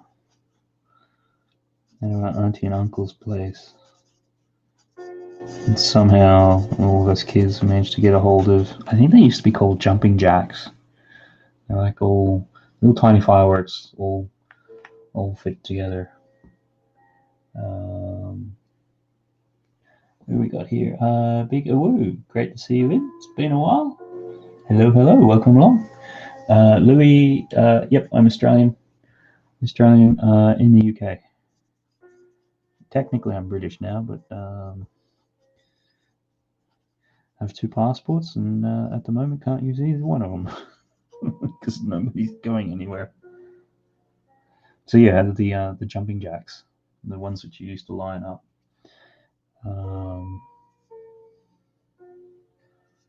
I think somehow we also managed to get matches at the same time, and I don't think we were meant to have them. So we'd light them, and right in front used to have like the it's funny when you think about it, the sort of stormwater drain or something. It was sort of more open, but it was sort of more of a grassy sort of ditch than anything. And just be lighting these jumping jacks and throwing it in the stormwater drain.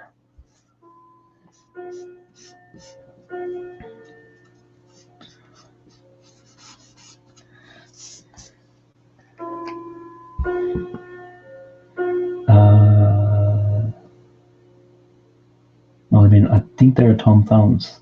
That name sounds vaguely familiar. Yeah, they could have been that too, Tom Thumbs.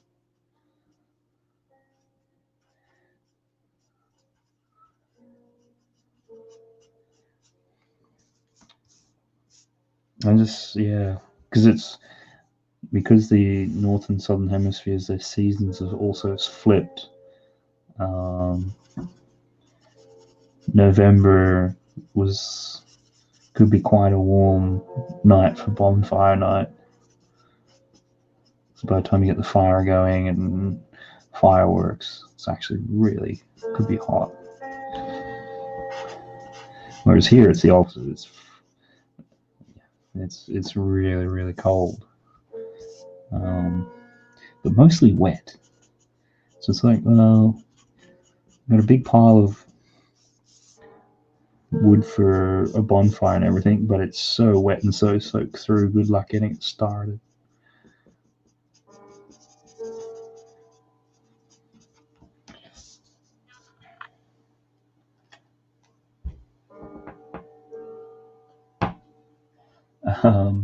How weird is that? I only realized when you said Australia. Aussies have a certain way of saying it, just confirms it. Yeah. I always find Australians there's 2 types of Australian accents. There's the ones which are really broad and really, there's no mistaking it's an Aussie. And then there's sort of the softer ones, which is what I have, and a bit more malleable. And then when I was a kid, I was also in Canada for a number of years, so I also picked up a bit of American twang, Canadian twang, particularly on R's and things. I don't notice it, that's just what I get told.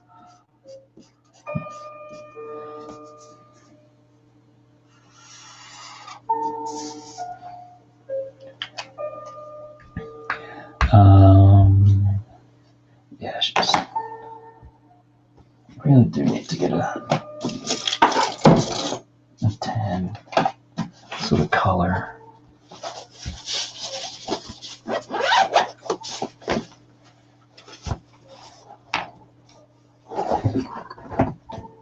Hopefully Brett Spills, this was the right fire reference.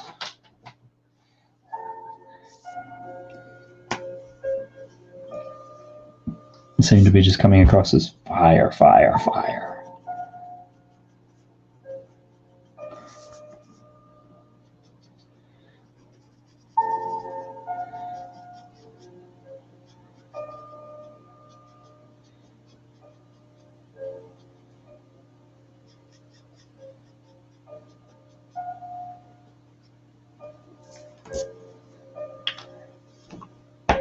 Louis, what part of Canada? I have relatives in Quebec.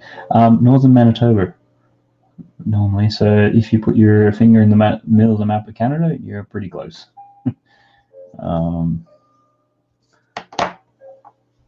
So average winter day, about minus 40 degrees Celsius.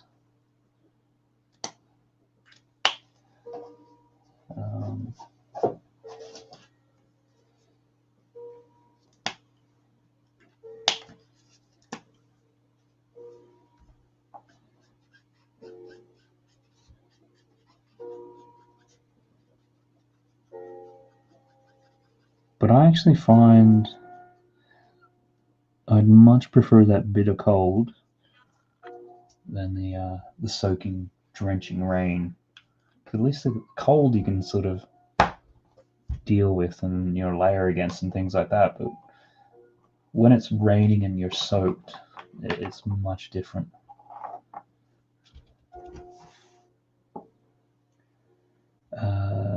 Big awoo, the way you said color sounded very American. Yeah, the way I roll the R's apparently.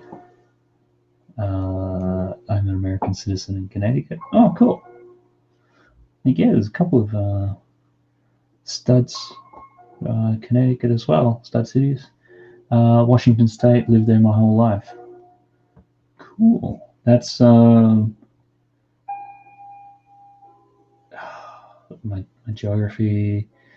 That's West Coast, isn't it? Because Seattle and Washington? Because you've obviously got Washington, D.C. there. Motor City. I live in a town called Redcar here in the UK. Redcar. What is that?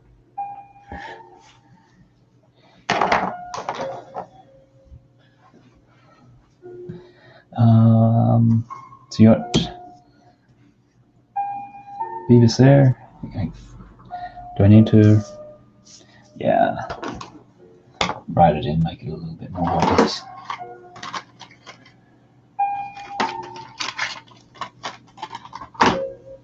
Juan, can't wait for my suggestions, but I'm patient. Yeah, no, I know. They're there, Juan. Don't worry. I think,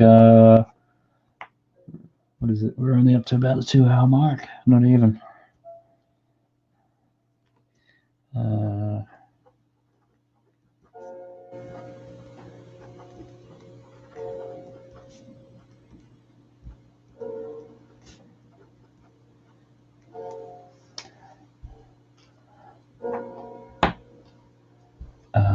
It's very nice drawing that. Thanks for that. Appreciate it. Big woo. That's great. WA is the northwest state, well known for rainy Seattle. Yeah, Seattle for me, two things: grunge, Pearl Jam, Nirvana, Soundgarden, all that sort of stuff, early '90s, and Microsoft. I think was originally from Seattle. Are they still there? Did I got that right? I think it was Redmond. Is Redmond in Seattle? Is that Washington? I don't know. So just a quick recap. We've obviously had that one, and then a couple little quick sketches earlier on. Ghostbusters Firehouse, Houses of Parliament Fire, Hindenburg, and Lava Bubble from Super Mario Brothers. Should I just put them down before I forget?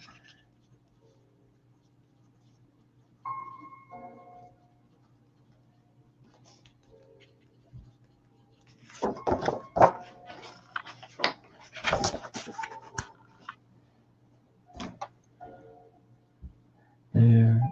Bricksloth, welcome back, welcome back. What was I feeling next?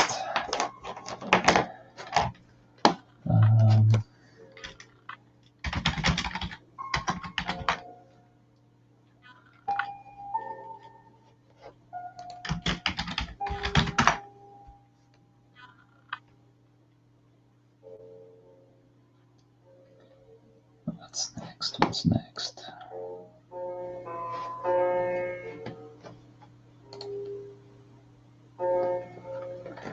Everyone's saying hello to each other. Cool.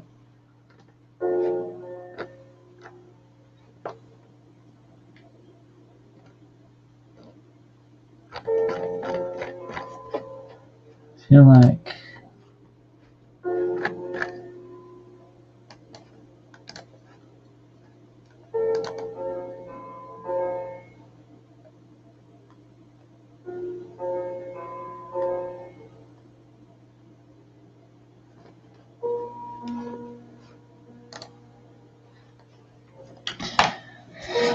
okay, I think I know this one. We got Bricksloth new cat is decked out. Cool. I had to look it up, but yeah, Redmond's here. Yeah. Bricksloth, litter box, litter, catnip toys. Kibby. Is that meant to be Kirby? Or Kibby?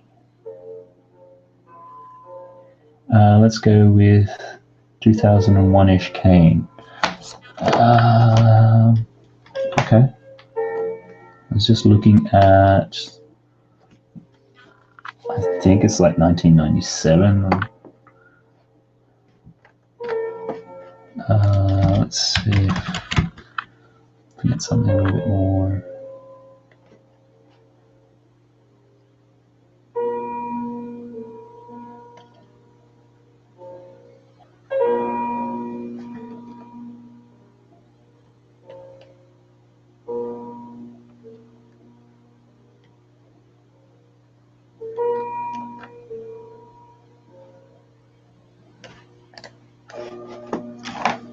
Okay, something.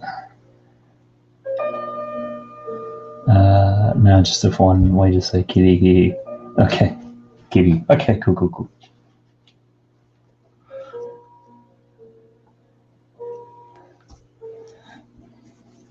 Let's see.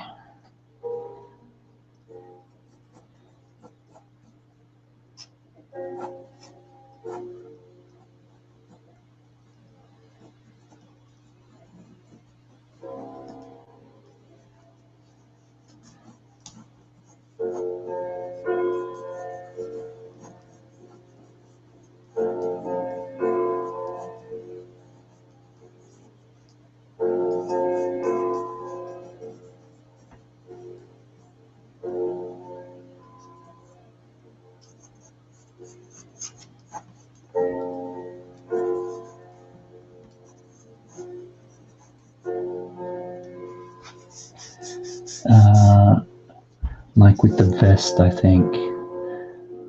Yeah, the one which I've got is yeah,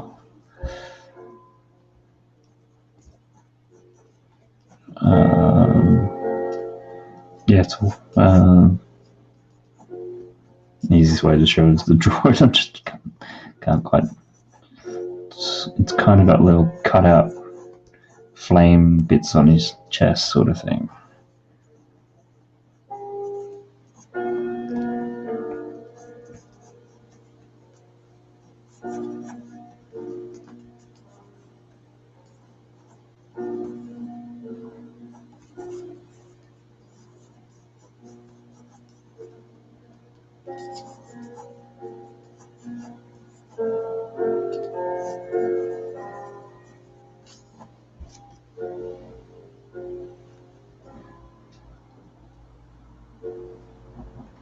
Trying to get that mask detail could get interesting.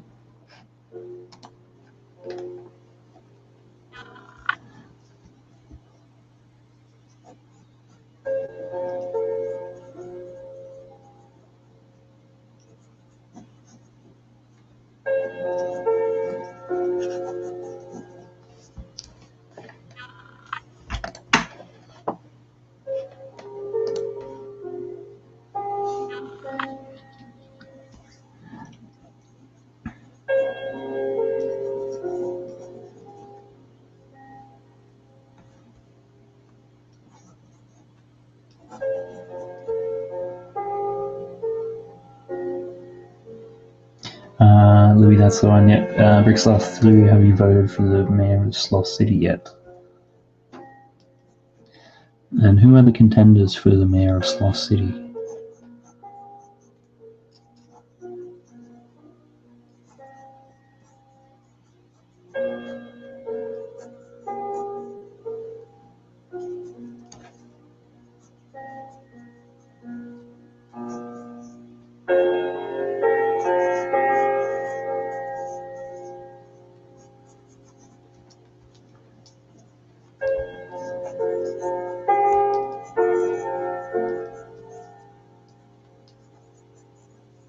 Not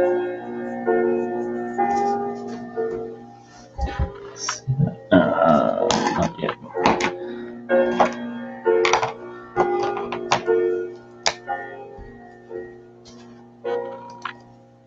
The candidates are Hades, the unlicensed creature from Poor Little War feature, and Doug the hot dog guy. Oh, hot dog. Is that with the actual full outfit? The hot dog guy? Hot dog? Right. If it's the guy with the hot dog outfit, then that would be my vote. Although you probably got to be resident in the area to vote or something.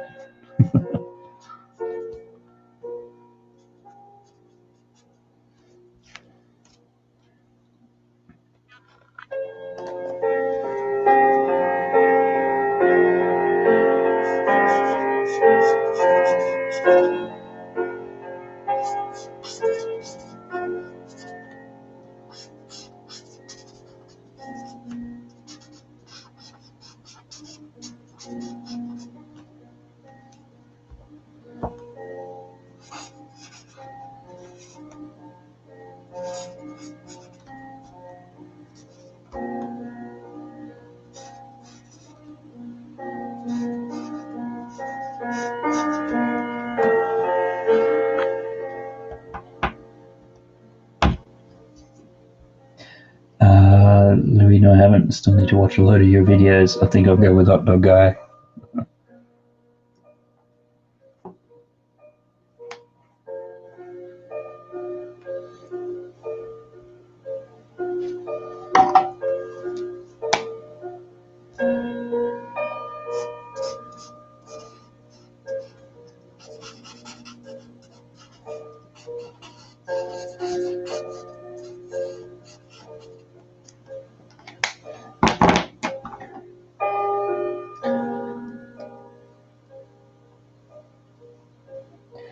Doug, he's our man. If he can't do it, no one can. It's still a close race. Ooh, coming down to the wire.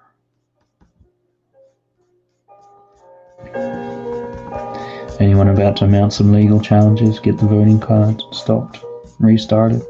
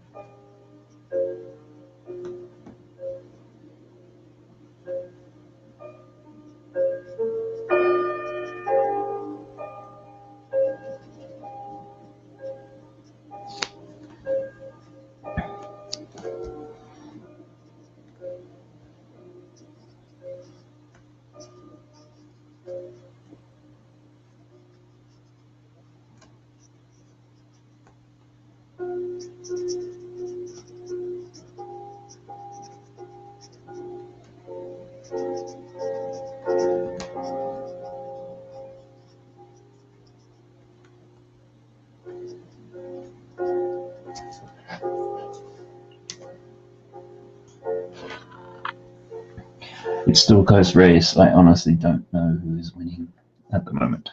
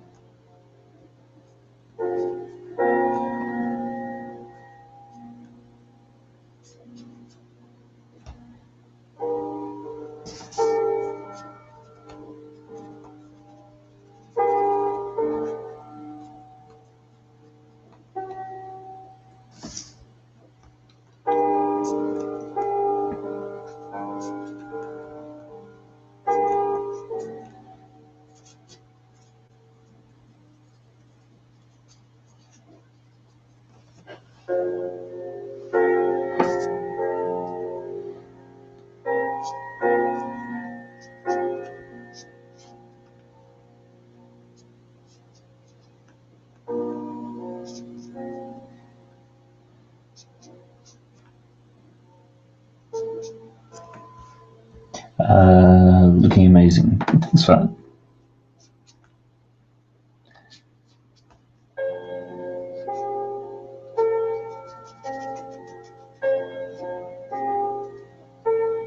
Did want to have them a little bit more stylized, but yeah, time.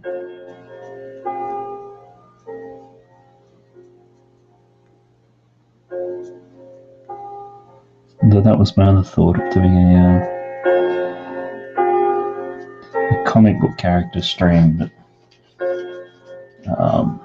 actually doing some time to get some decent ones in, so maybe making a really long one. Don't know. That's the thought.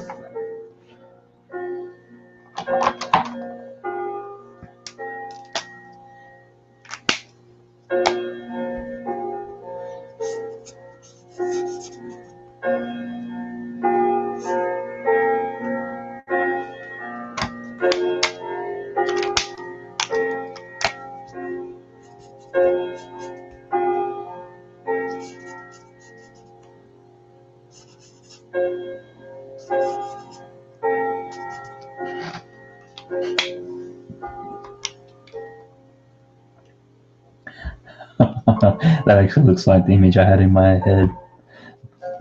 Blown away. Cool.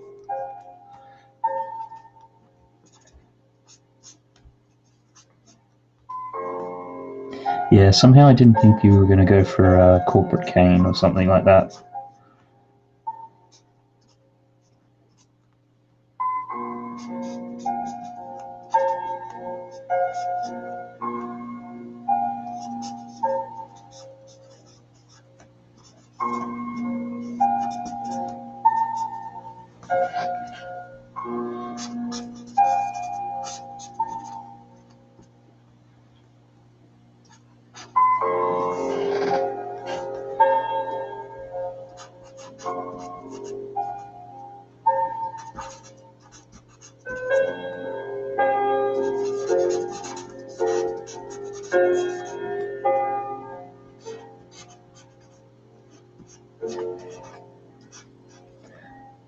These lot of markers are really starting to die.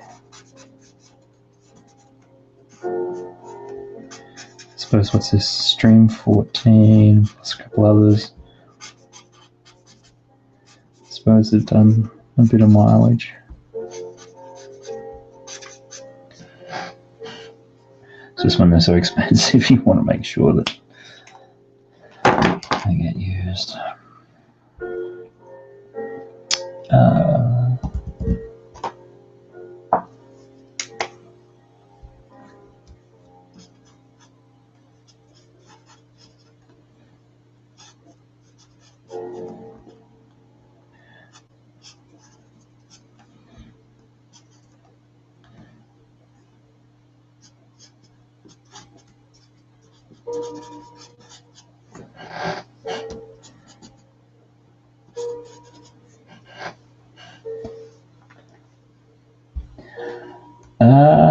Mr. Hinkle, welcome along, welcome along.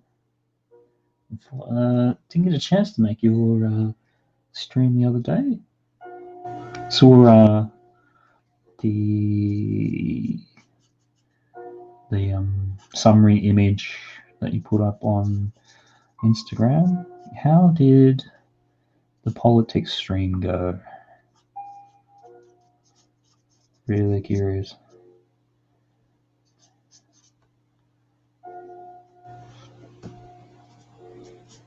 I know we're kind of joking about, well, if you're doing politics, I'll go religion. I just couldn't bring myself to do it. So, I don't think I'm that keen. I think I probably would offend people.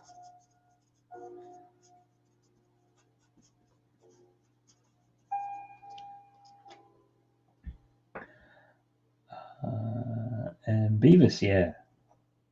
Got the request for fire.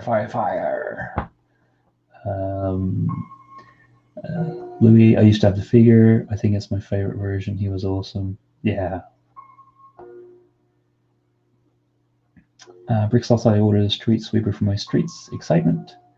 What is the title, Matt? Hardcore, LOL. Yeah, I think it is. Yeah, just looking at the reference image, all smashed up. Always loved that. How it was rumored to be Hulk Hogan was one that Perfect smashed up, but never really was. Nice idea. Mr. Hinkle, I relied heavily on my mods and chat MC to keep things calm. We had a fairly successful stream, but we did have a few timeouts. Yeah, I suppose that's a good call. You would need a mod for that. I suppose too, it's also good that when you did it, the result still was kind of sort of knife edge-ish. Whereas I guess if they knew right away on Tuesday night, by the time you get to Friday, it's like, oh, it's all over the election. I just couldn't ignore it when thinking on a theme. It dominated our lives. Might as well face it head on. Yeah, no, I saw that when you pulled the trigger on it. It's like, ooh, there's a brave man.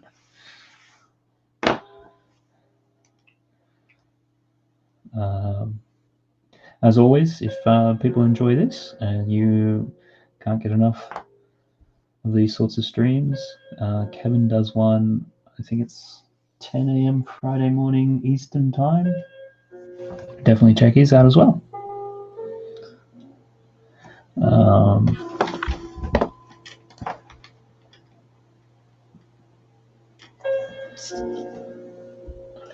I think I just want to riff on it.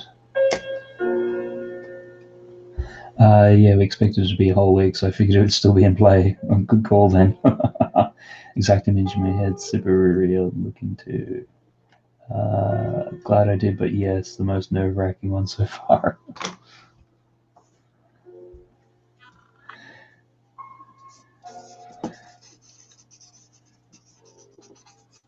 Yeah, brave man to do that. That's.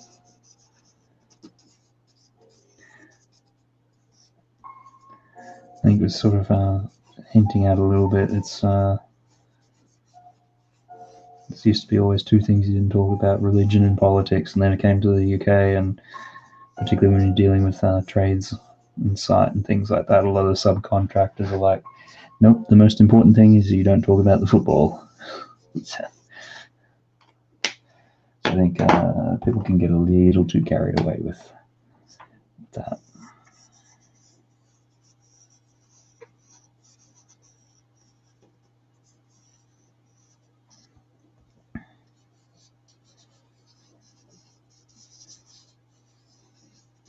Oh, and Kevin, I'm still thinking for the 72-hour stream in 2 weeks' time to do that web browser bit of software where people can all draw on the same screen at the same time. There hasn't been a huge amount of promotion from the central organizers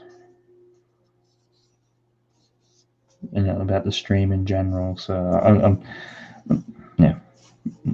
look into it. I still really want to do it. So if you're still keen for that, that'd be good. I think Ray. Funnily enough, Ray Funnyfix, he'd text me a week ago or something. It's like, hey, have you seen this piece of software? It's like, funny you should mention that. So might have him along, and then if there's anybody else who wants to have a bit of a draw, basically from looks of it,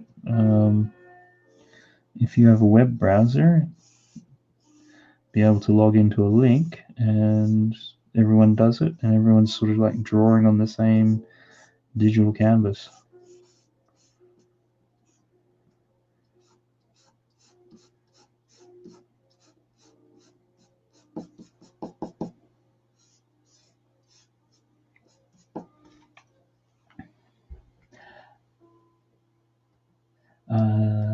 Even just my art post for who I supported and the congrats has resulted at least 30 or so accounts blocked on Twitter, Instagram, Facebook, and lots of comments deleting ugly stuff.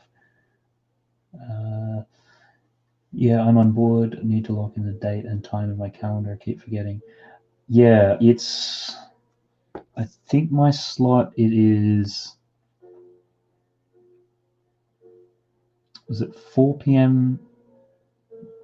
Central Time, which I think is like 6 hours difference, so it'll make it like 10 o'clock my time on the Saturday night. Not next Saturday, the one after. It's like, is it the 20th?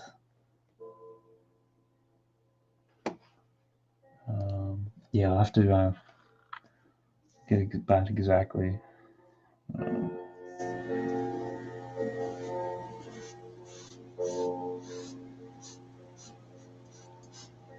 So I think if it's going to be a matter of us spending some time fumbling around with it, we might do sort of a similar sort of thing to this, but not as, I guess, intense. So maybe it's the sort of thing where we'll take one of, because it's only going to be 2 hours. Maybe we take 4 suggestions from the chat, so we do like a drawing every half hour, or something. Something like that. It's just thinking out loud.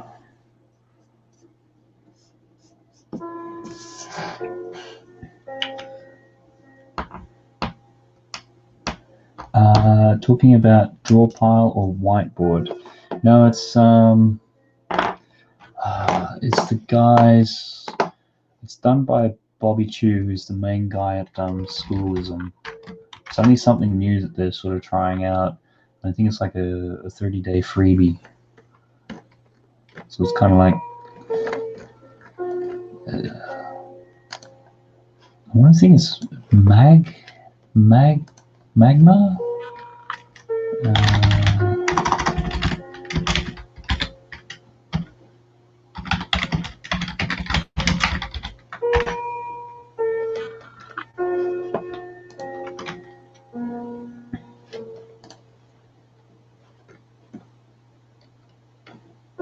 Yeah, it's called Magma.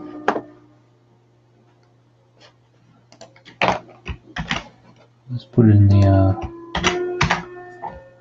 chat there.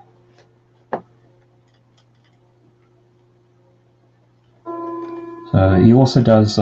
He set up the Lightbox Expo convention, which went online this year, and they were using it there with some really top talents, like the top designers working on Star Wars films and storyboards. The guys that will do a lot of the concept art for the Marvel films. So look cool. Have a look, try it out, see what it's like. So there we have Kane circa 2001 with, of course, the pyro going off in the background. So we'll do that and a quick recap of the other ones that we did earlier.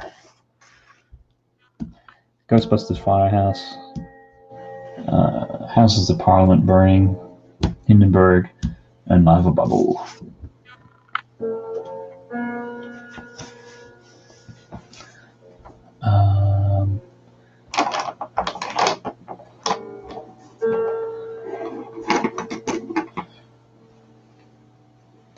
I feel like now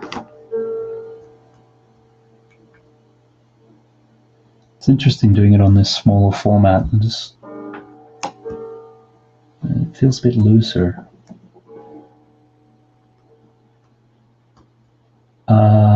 Also, art suggestion: the guy from "We Didn't Start the Fire" music video at his table. Oh, is that "We Didn't Start the Fire" is Billy Joel?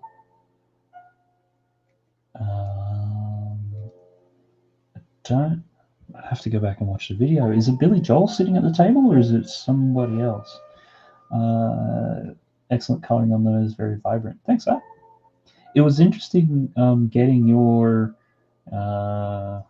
Patreon / Iron Man one. Do I still have it here? Oh, it's packed away.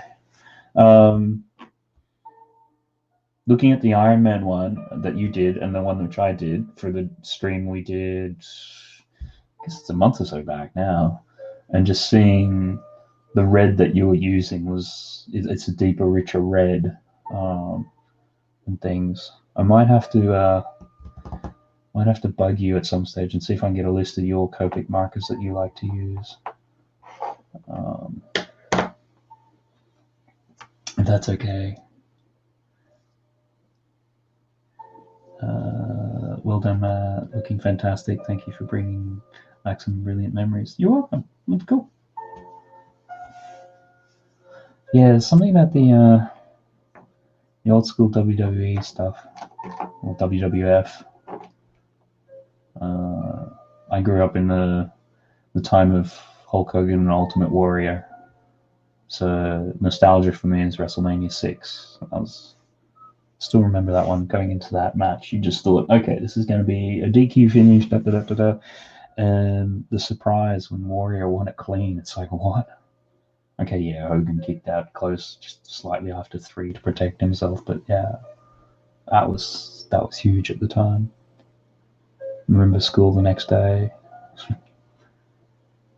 Where are we going? Okay. Let's yak in a bit more drawery.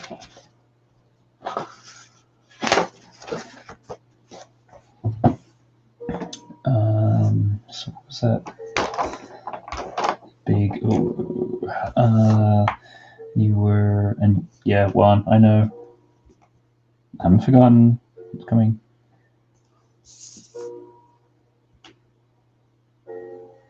And then Mr. Hinkle, Princess Zuku.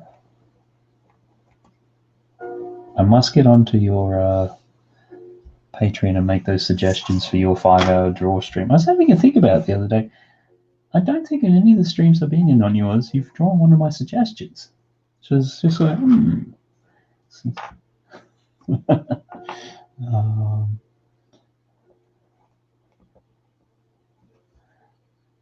Princess, let's see, Zuku, firebending.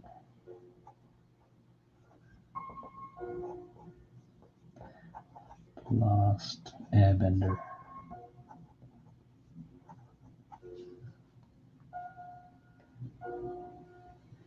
Love that purple strap belt. You talking about Warrior's version of the Winged Eagle? Or is this a flavor of the hardcore there, Louis? Yeah, it's coming up 5-hour special in 6 days. Yeah, it's just like, I keep thinking like November's still like 5 or 6 days away. Like, it just, okay, we're up to the 7th today. What?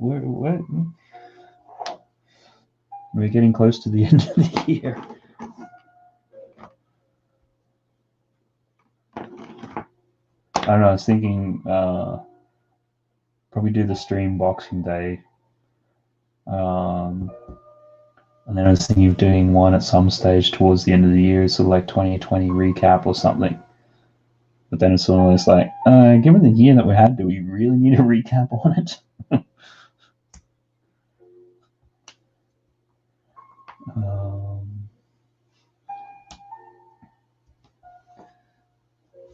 Okay, let's look some of those. Need to do that one.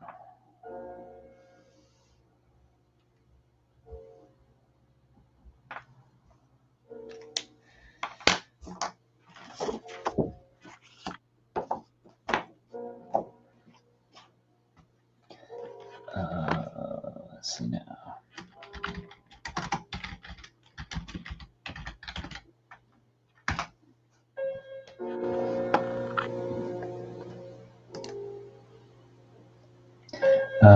Kevin, yeah, I was actually thinking something similar. I did see the math to see where I was at for the total hour stream. Added 30 cents to 100-hour special.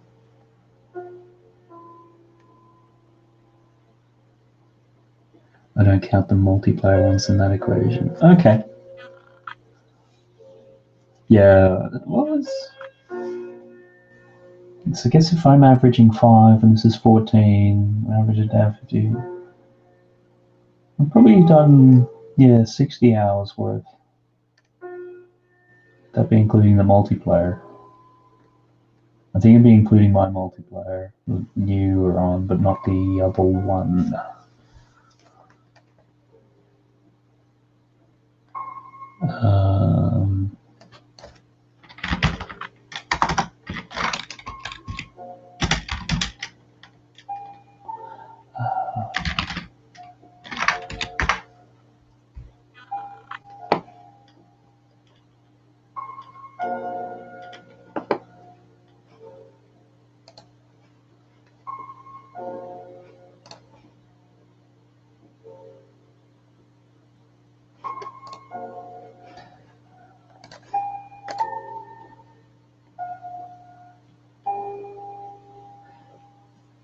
I was trying to think of putting something together for some kind of recap or something. A 2020 edition might be worthwhile.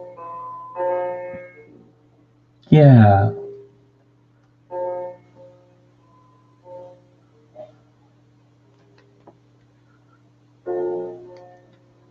It's interesting because I think I get the impression you are certainly planning your months in advance quite a bit. Sometimes I feel like I'm just turning up and it's happening.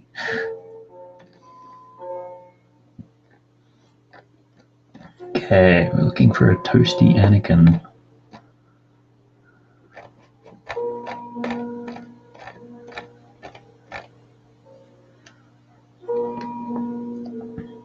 Yes, it's how toasty is toasty.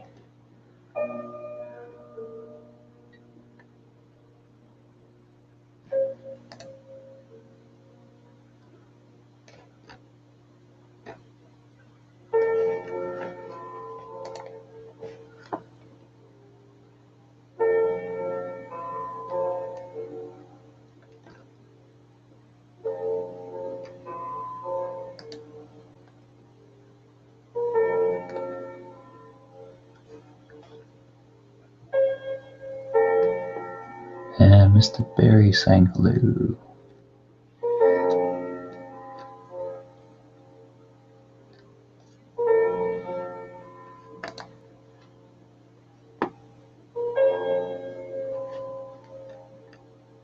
Okay, I'm going to do something with that one.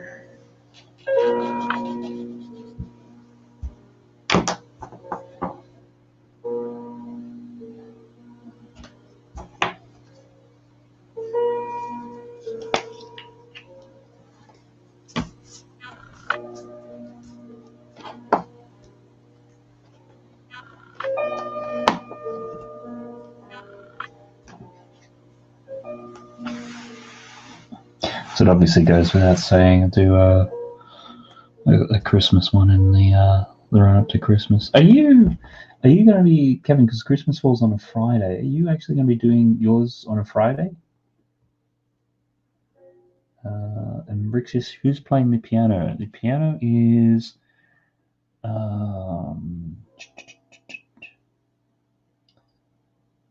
Kevin McLeod. It's a royalty-free piece of music you can get through YouTube if you go into the audio there.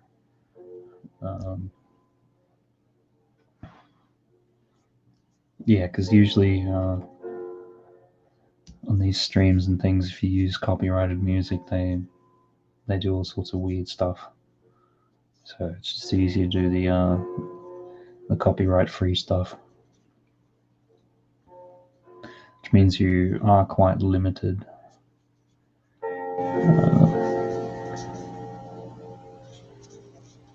So I think I usually, this is a new one, I usually change it over when someone comments that they're sick of hearing it after multiple streams, or in the case of the last one, when I get sick of it.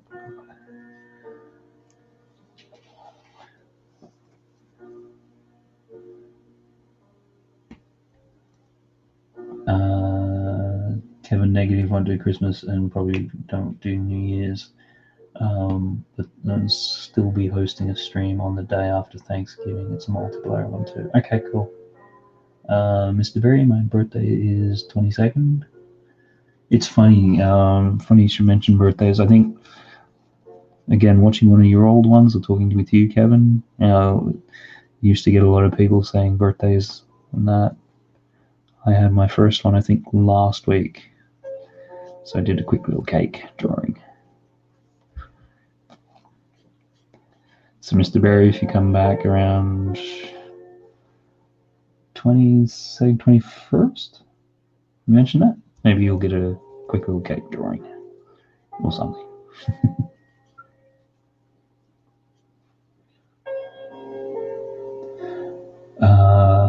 Yep, happened to be almost weekly for a month. Well, it took me up to stream 13 before I got the first one. So.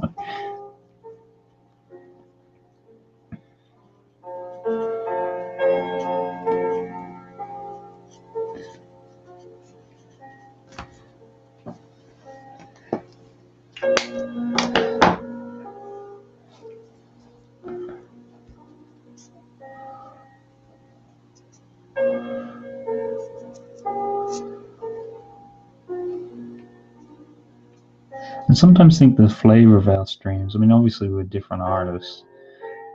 I think the time slot and things also give a slightly different vibe or feel to it.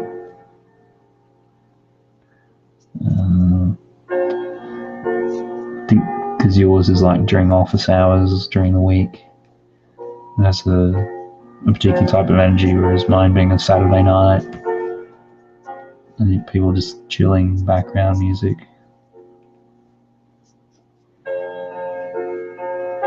And I suppose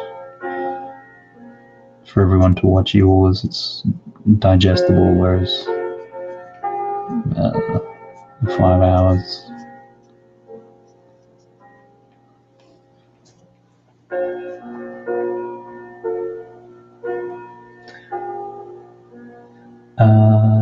When I didn't use themes, everyone was like, "It's my birthday, draw me something, cake, and you get cakes."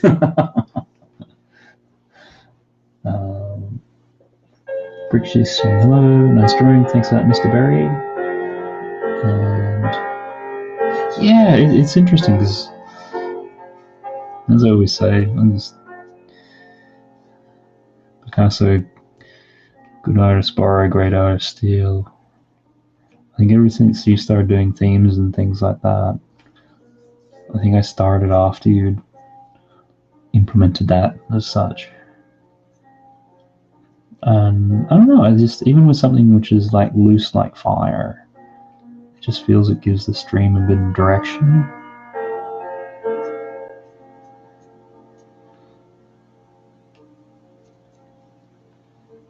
I mean, I have done one where there's a bit more of it was a free one. Two. I think 1, 2.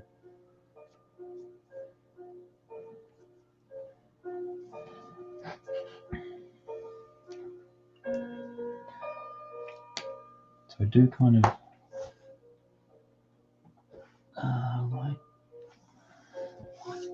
like the theme. I think I'm going to go completely the opposite way. Because everything is, traditional.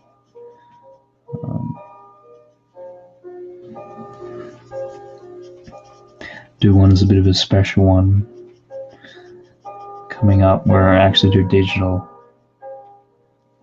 I mean, if we do it in a couple of weeks, I mean, that's obviously going to be one, but just in terms of doing them, all the sketches as digital, see how that goes.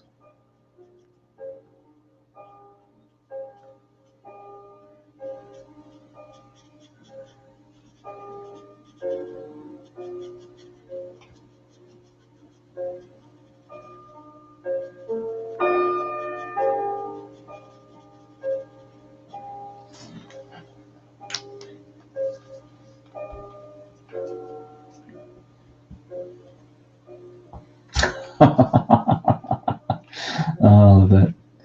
For sure, the whole reason I settled on Friday mornings to begin with was my wife was at work and both kids at school. I had the house to myself for like 6 hours. Perfect. Are your kids still homeschooling or have they gone back?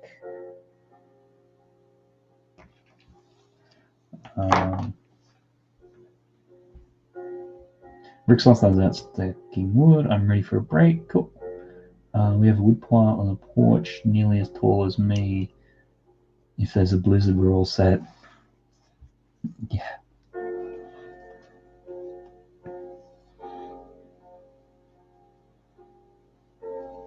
At one stage, we had a wood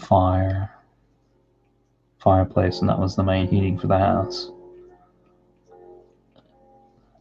And just that thing of getting wood, collecting it, chopping it, cleaning up the mess afterwards.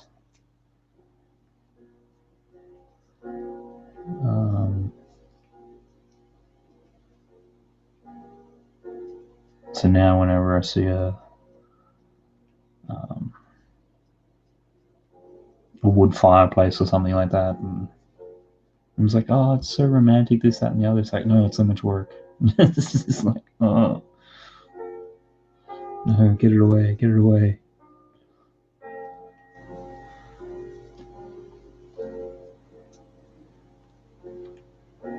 How do we like our Anakin? I think we like him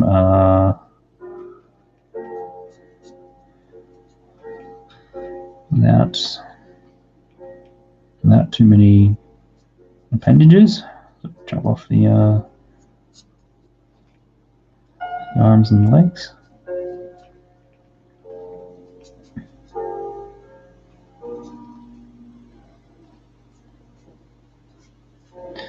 And you can't have him medium, he has to be well done or charred. Bricks off the wood stove heats the house. Base bullet heaters are a backup. The wood is free, but on my back. Yeah, nice.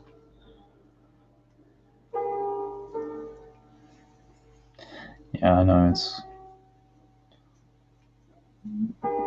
if I have the choice, it's going to be gas all day long.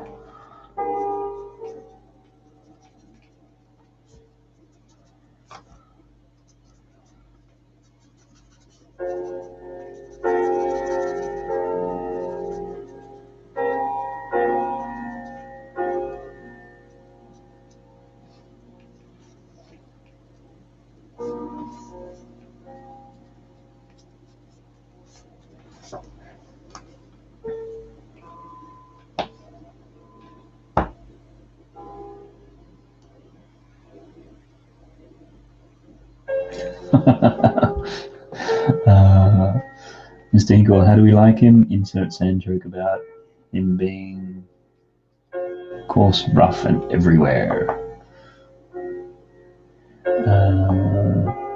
Mr. Berry, I hate Sands. He's mean to everyone. Okay. Yeah, we don't want to just yeah, if there's people you disagree with or whatever, just hate can be a little bit strong on this stream. I know it's Bricksloth propane out here is relentlessly expensive in winter. We have a 120-year-old farmhouse. And I agree, Mr. Barry. Okay.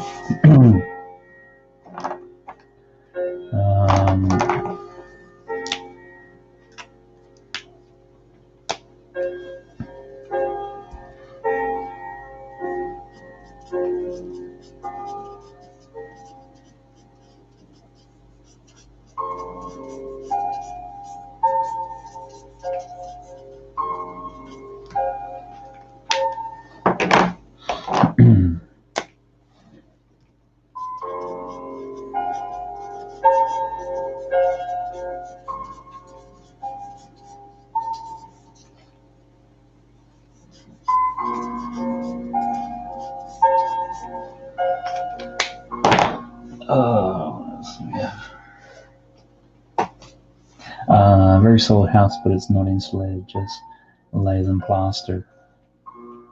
I suppose if Yeah, 120-year-old farmhouse. Does the house, I guess, breathe? I suppose if you got a chimney there, yeah, it wouldn't necessarily be well insulated. That's the issue I have a lot with the Victorian houses in the UK. They're originally set up to breathe, big fireplaces, single glazed windows, everything like that. And now, double glazed windows, insulation, cap fireplaces,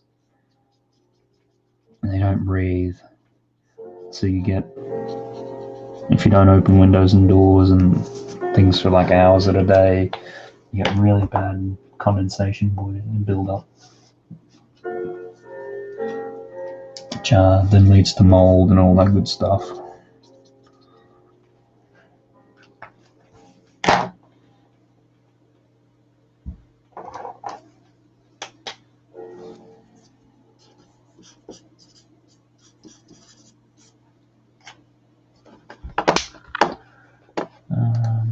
Where are we at?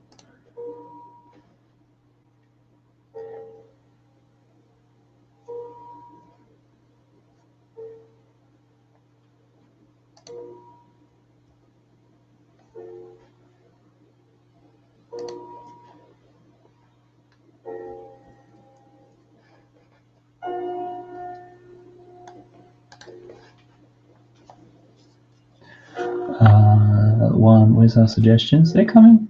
I was working through.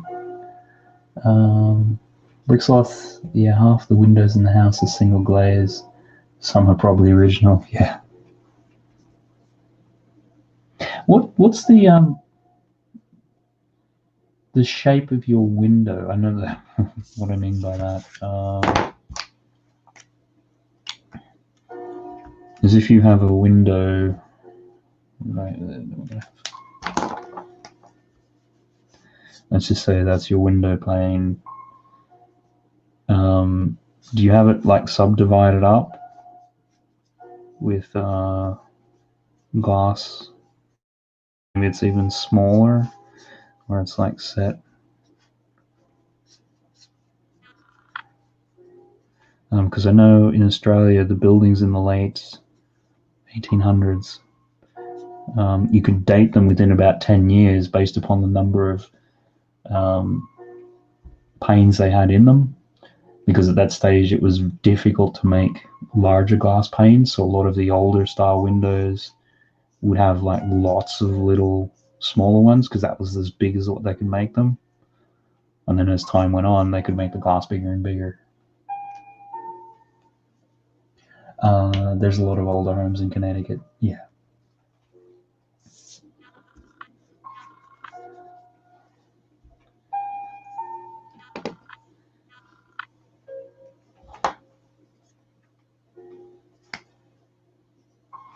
Yeah, I think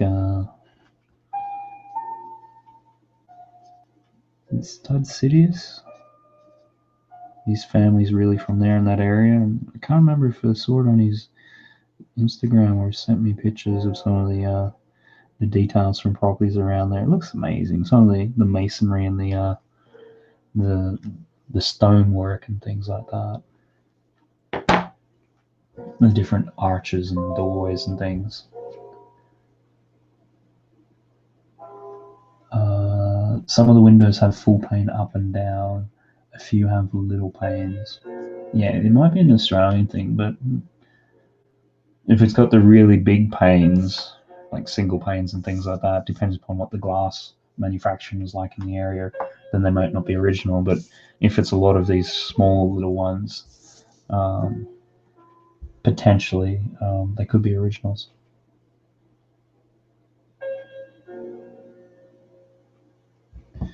What am I looking for? How are we gonna?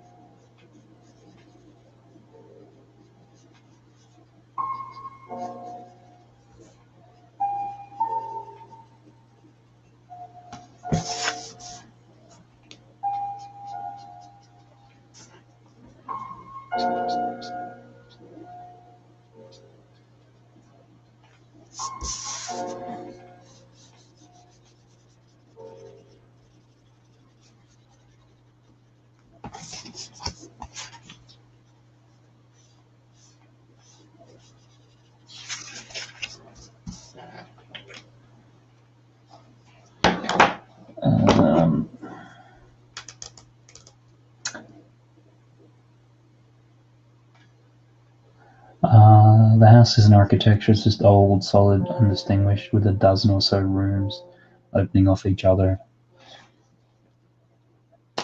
Sounds like it would have then been built by the original owner, which is cool. I mean, you watch that that show American Pickers, when they're going to all sort of old farmhouses and things in around the States. I know there's probably an element where it's staged for TV, and you know how much is reality. But it's just always amazing when you see some of those old farmhouses, and all the outbuildings, all the barns and the sheds, and they're just got so much old stuff in them.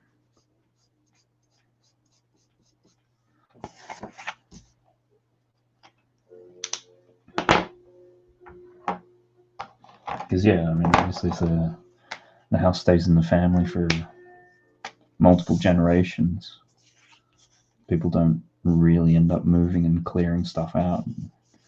Stuff just kind of gets forgotten, or just is there.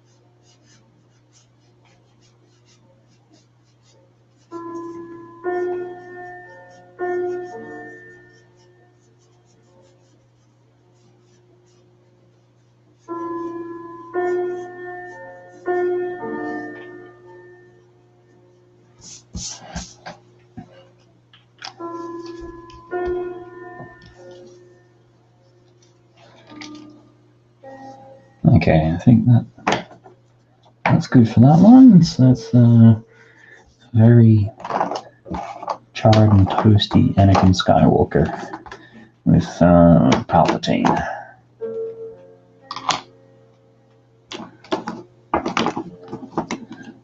So let's just sort of see. Still need Billion Fire, Beavis Flathead, done that one. Hindenburg Fire, done that one. Toasty Anakin, Dancing Fire Guys. Kane.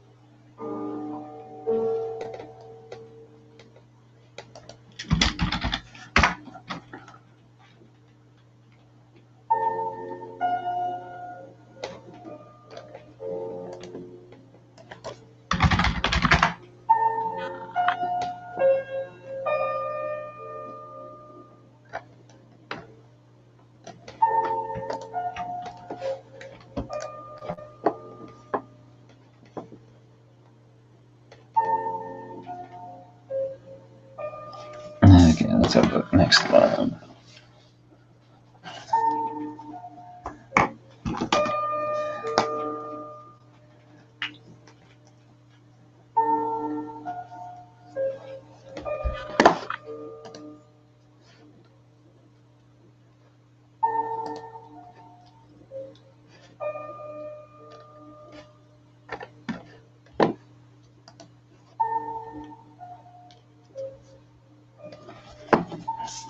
Okay, I think I'll do this one as a bit of a blind one. I'm sure people will get it relatively quickly though.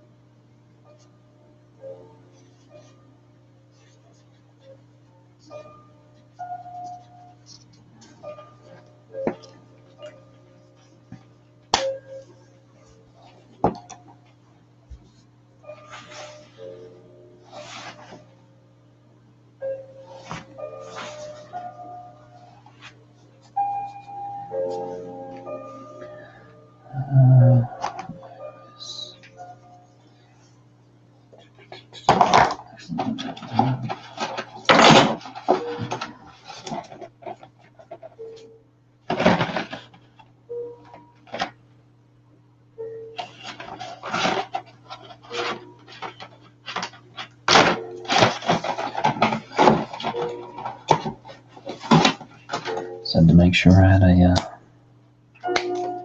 another black.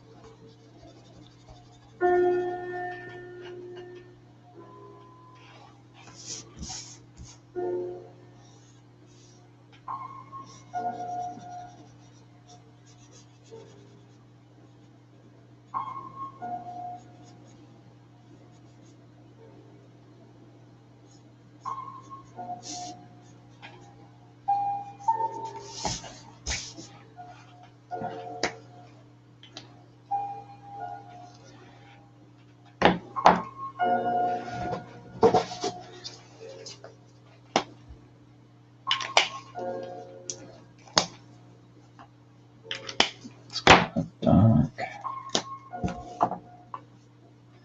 It's really dark. Okay.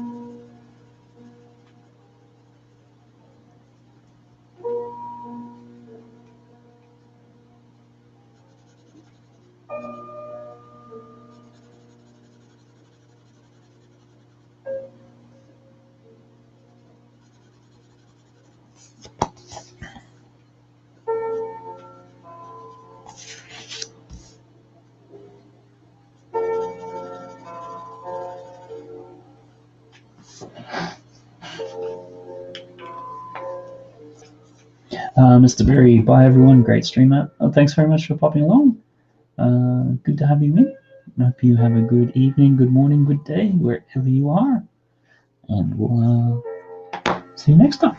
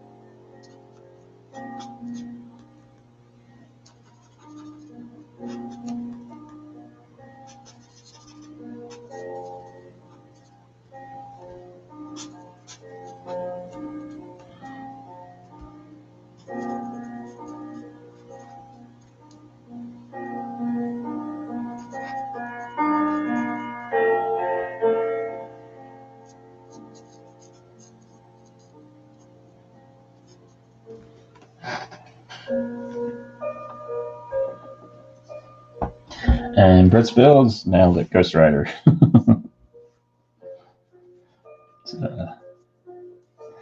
Excellent.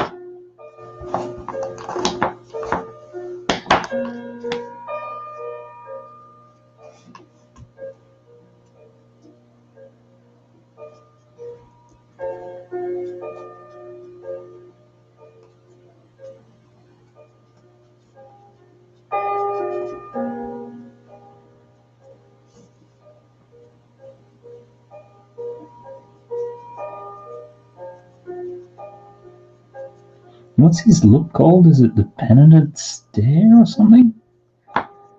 He forces the pain and suffering anyone's caused onto the perpetrator.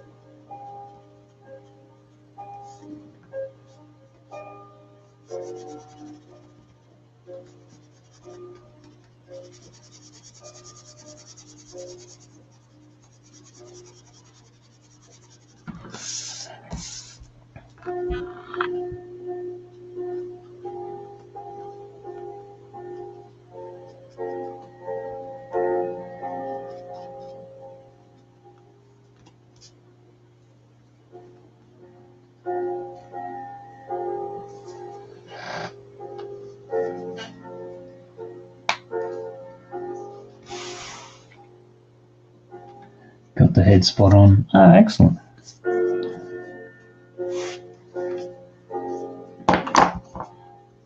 Yeah, I'm just trying to think. I think it was Spirits of Vengeance. It was a comic back in the day with Johnny Blaze.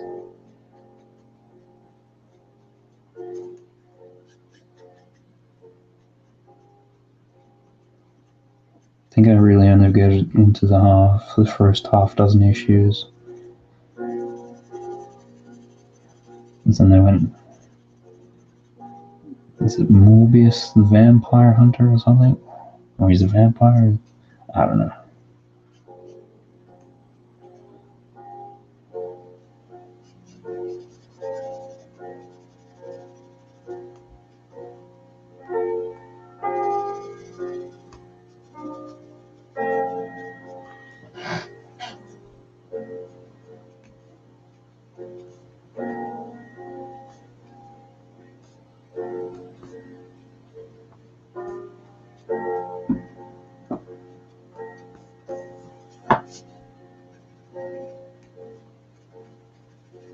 Does anyone have fireworks going off intermittently where they are? It's been going all night. I don't know if the microphone picks it up. Probably doesn't with the music next to it. Big Woo, I'm going to head. Have an awesome day, everyone. Thanks very much for stopping by. Great to have you along. Just trying to think, did you give us a suggestion? Just trying.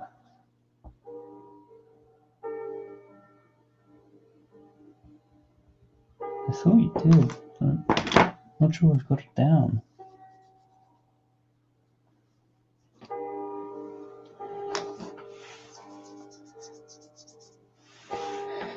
Oh, we need to just stand up for a sec.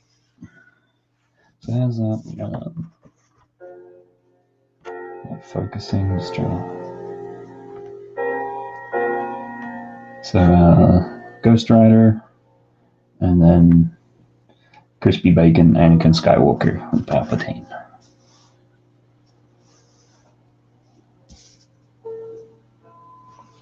Nice.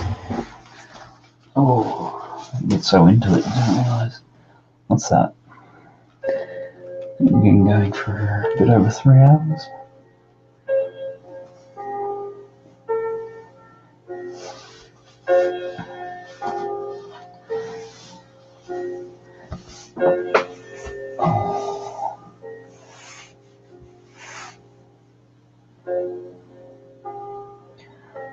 So we had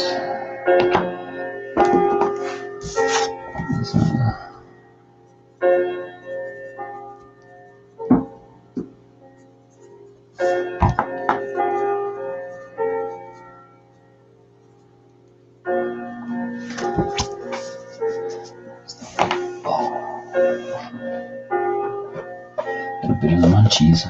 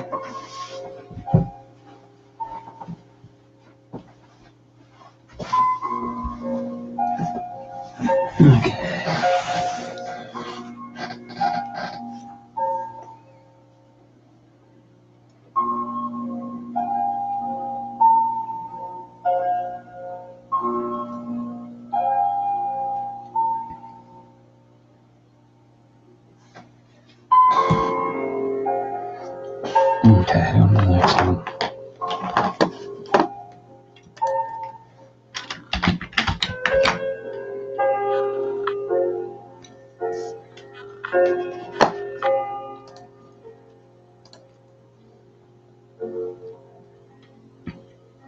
So my imagination, or is the pop-ups on websites becoming absolutely ridiculous? Whether it's GDPR, your privacy, cookies.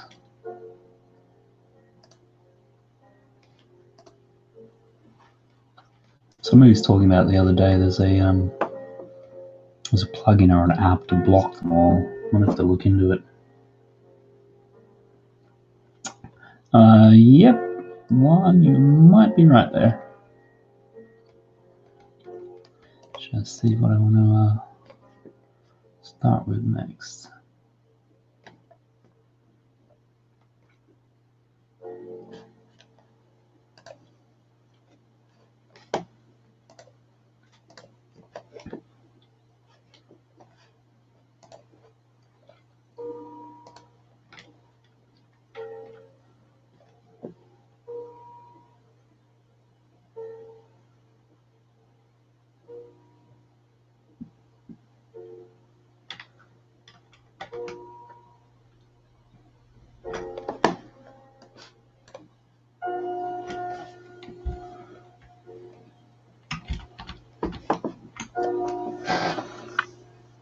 Okay, we'll do a quick recap here. So, Ghost Rider, Palpatine, and Chopper. WWE Kane, Beavis and Butthead, fire, fire, fire.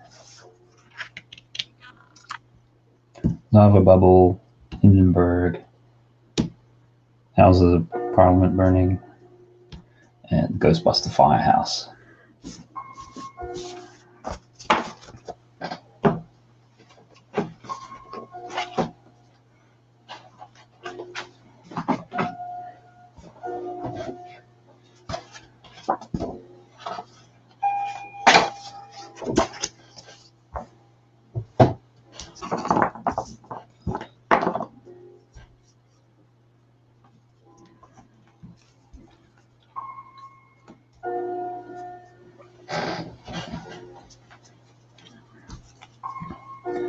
Okay.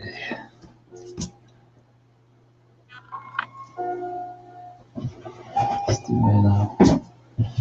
a pencil sharpener.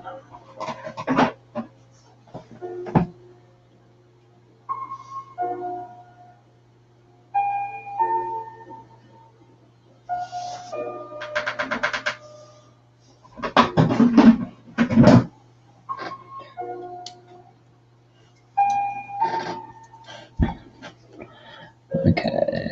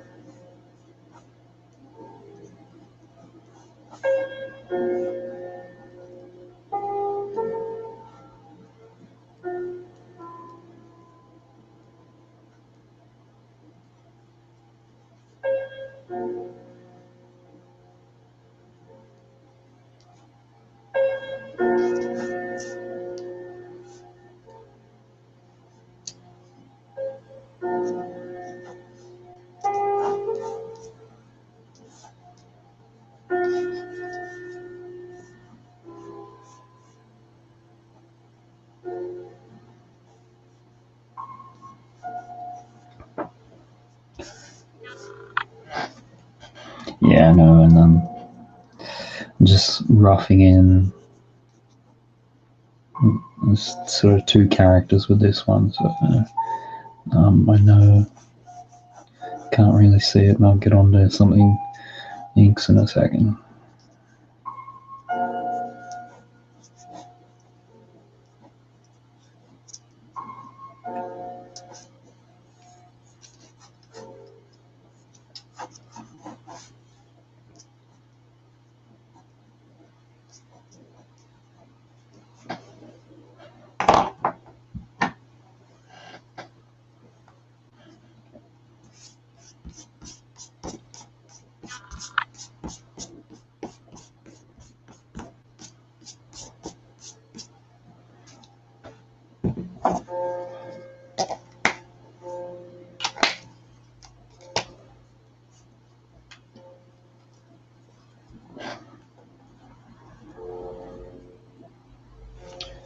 So I should start with the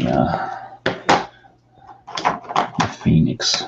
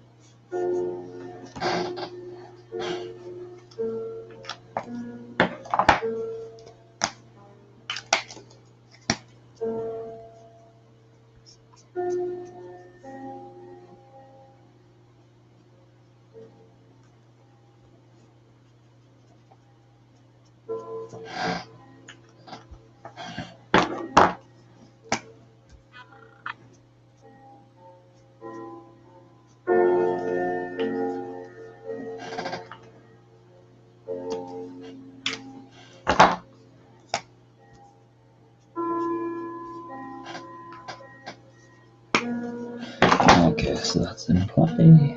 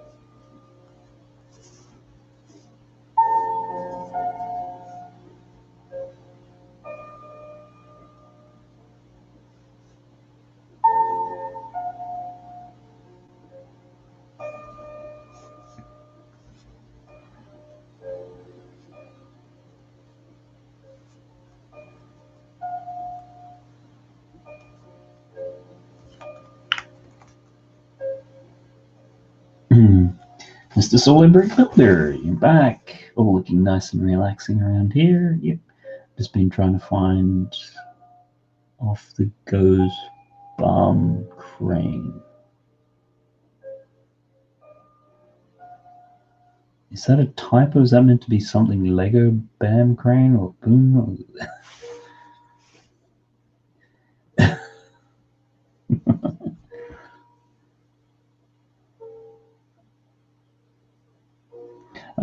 For the red crane solo, step 67. I think you got it right. Just make sure it's right. If you don't get it right, your crane can be possessed.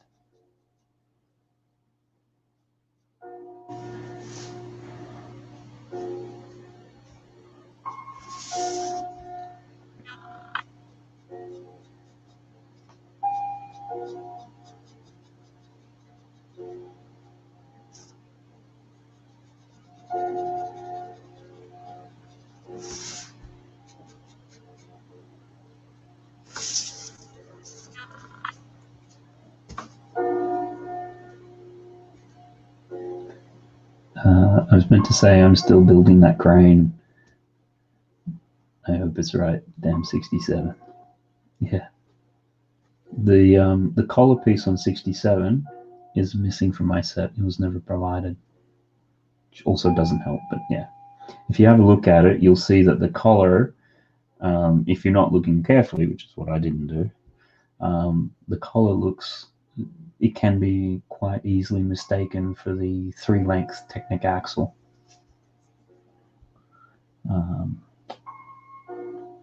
So, yeah.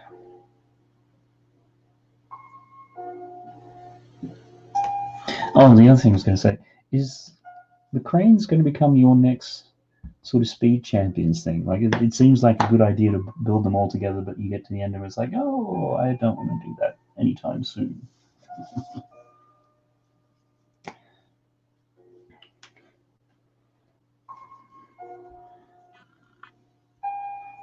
Because certainly after the red one,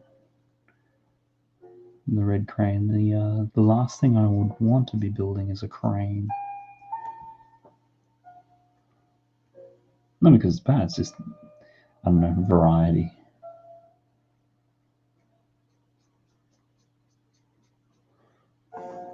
Because I do actually have the first one you built, the outrigger one, sitting on the shelf one day.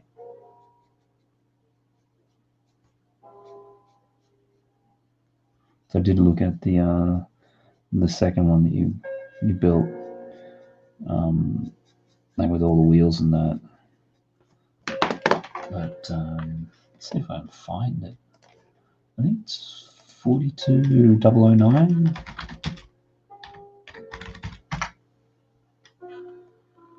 Yeah.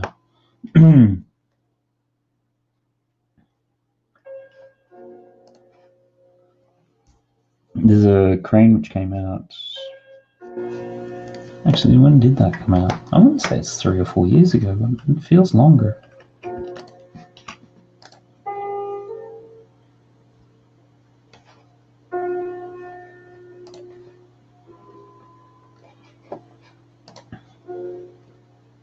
Wow, it was longer. Yeah, so 2013, you had the crane 42009 come out, which was a gigantic one. And I've got that built. So when I saw that second one that you did, it's like, it's very similar to that. And yeah, I don't know. And so that once you build one of the larger ones, it's like, I'm not really interested in building the small one. Even though it was on, I saw you could get it for a good price at one stage.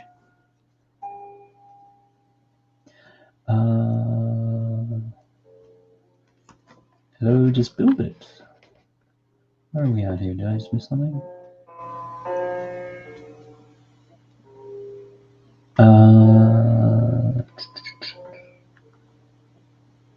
Yep. Hi, just build it.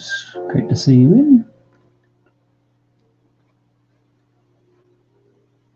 Got 10 minutes enough, but okay.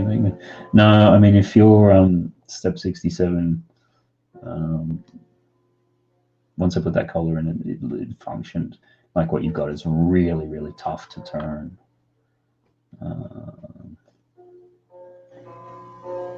But it's one of those ones where, because of the way that you do the step, like you do that step and then the thing doesn't plug into it for like another 50 steps.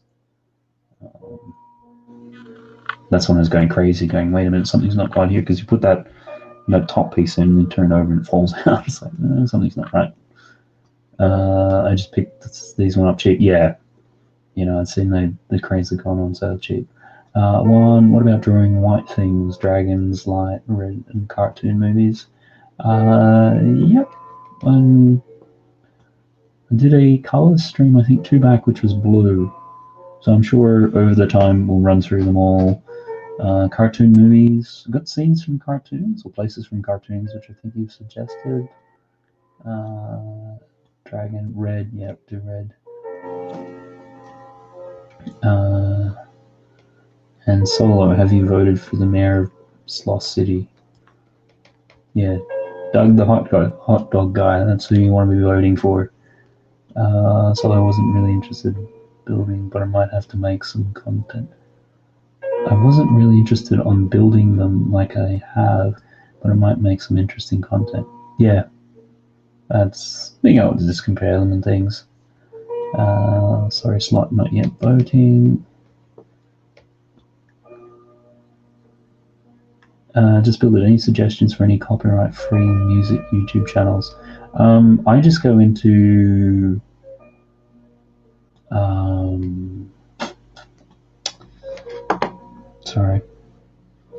go into your YouTube studio. On the right-hand side, down the bottom is audio, I think. And when you go into that audio, all of that's copyright-free, so you can use it. Apart from sometimes there's a condition that you should be tagging it in your video. But that's the whole point of it. So then you can sort by genre, artist type, length, whatever.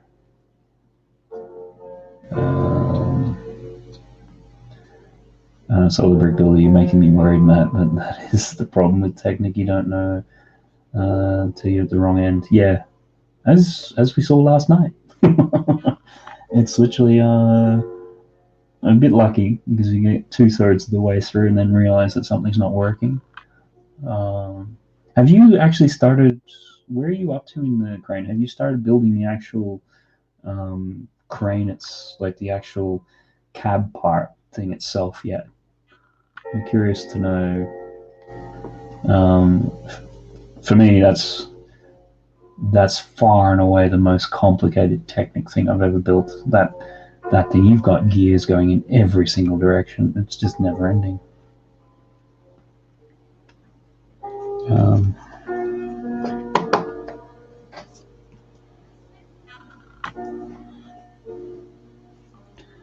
I'm up to end. Just build at Fire Theme. Can you draw the Great Fire of London? I sort of did earlier. Sort of Parliament and that. So yeah, I want to do the recap. Do that.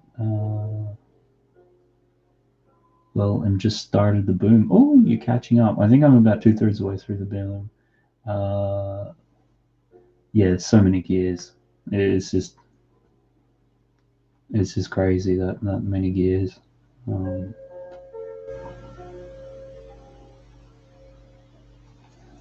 So at least I'm happy with that aspect of it. Is once we did get it working, it's like there's only the one thing which didn't work.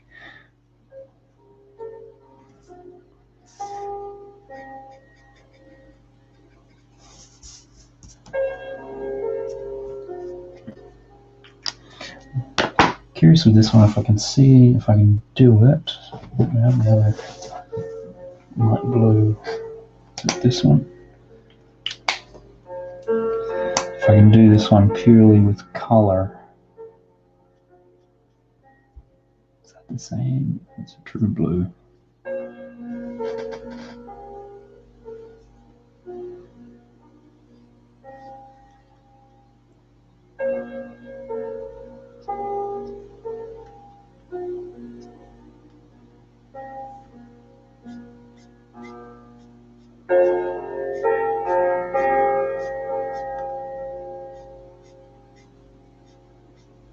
Solo, what is the most complicated technique you think you built?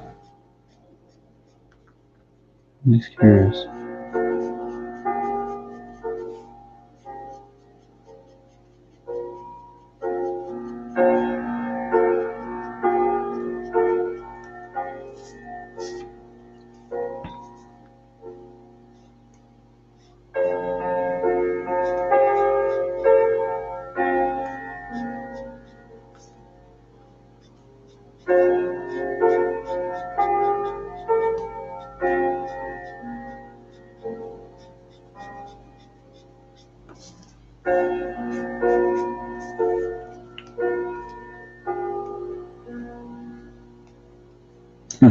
I have this feeling I might have messed up somewhere, but it's just a feeling. I hope not, though. At least you're not doing it on the live stream.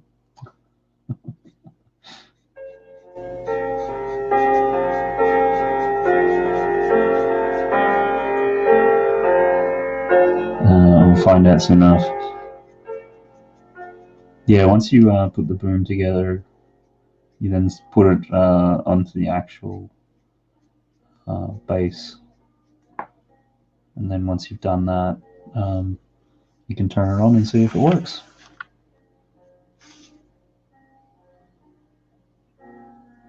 But the drive mechanisms on that is just crazy, because you've got on the actual base, you've got the mechanism to make the outriggers go up and down, and then also to make the main hinge, pivot, whatever, swing around. The thing I had problems with. And then on the upper unit, the boom does three things. Goes up and down, extends in and out, and then you've also got the string or the cable which can wind up and down.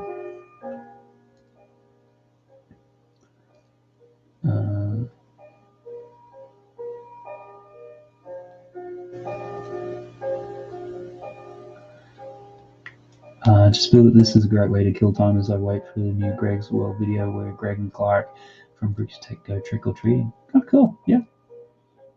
People pop in and out for different things, just having it on in the background, which is cool. Probably the Bugatti was a head, but the crane's not far behind. Oh, okay, then. Yeah, I've got the, I think next, I've got the Porsche, the big orange one I've never built. And I do have Bugatti as well, but I want to do the Porsche first. I think that will be after the crane, maybe. So I have to keep that in mind. I wouldn't have thought that the Bugatti I guess for me, I equate difficulty with the gearing more than anything.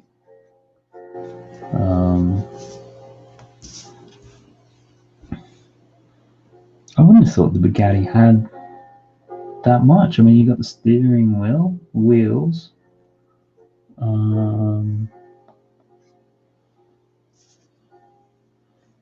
Just trying to think what is. Does the spoiler on that one go up and down?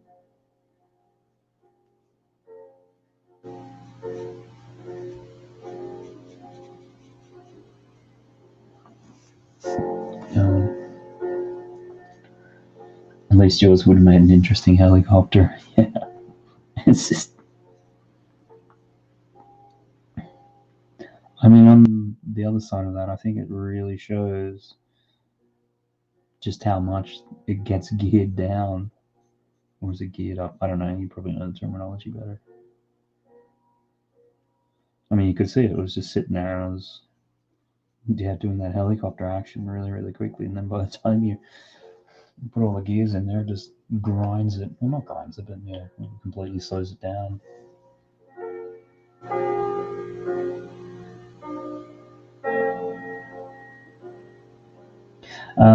The spoiler moves up and down, the suspension moves up and down, and the four-wheel drive, and it's an actual gearbox in there as well. It was a bit mad. Okay, it'd be interesting to see, because the obviously did the 4x4, and that had a pretty funky suspension in it, which is pretty cool. But that's the thing, which just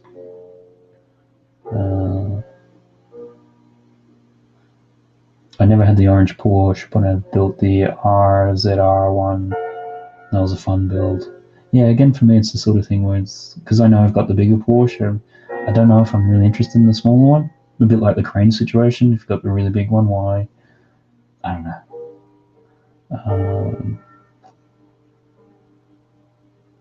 Steering. Okay, yeah, no, it's...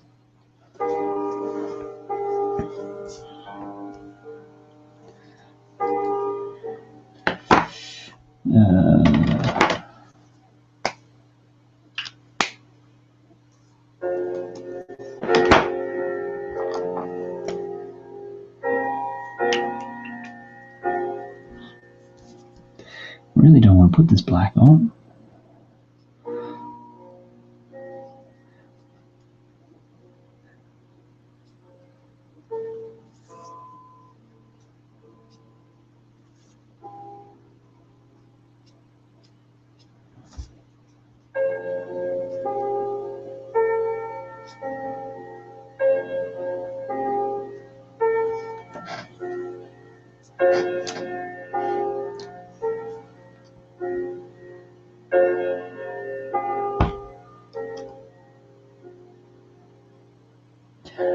Speaking of people, a couple of people that had both Porsches, and I did prefer the RZR.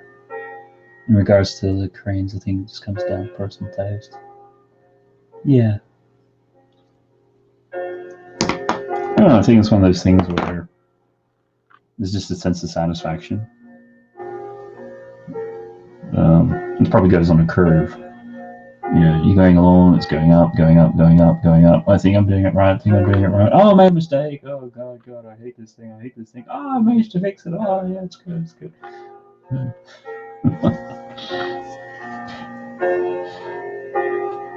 Do you find that as well?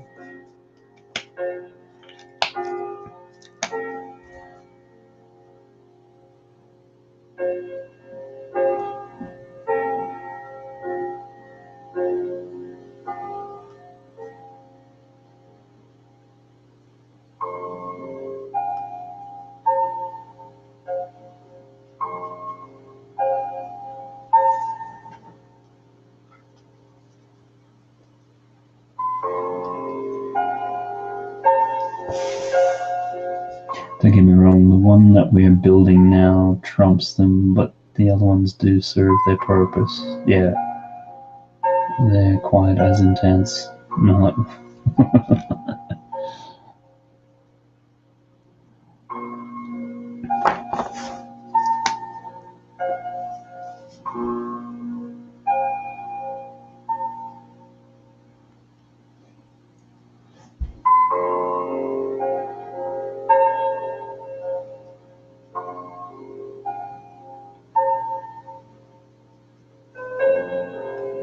I think the most sort of somewhat ironic thing with having to go back with that crane,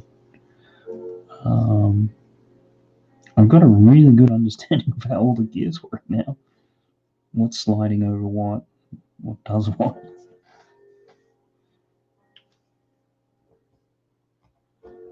Which I don't know, sometimes you sort of, you're so busy just trying to follow the instructions and get everything right, you don't necessarily follow through all the drive mechanisms and things. I don't know, do you find that? Or I guess you work with the stuff so often. It's probably a different kettle of fish.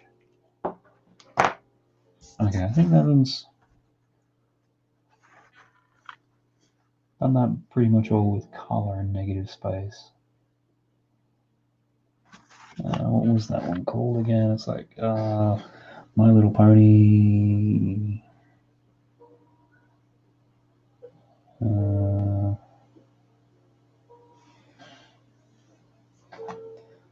Philomenia from My Little Pony: Friendship is Magic, and Princess Celestia.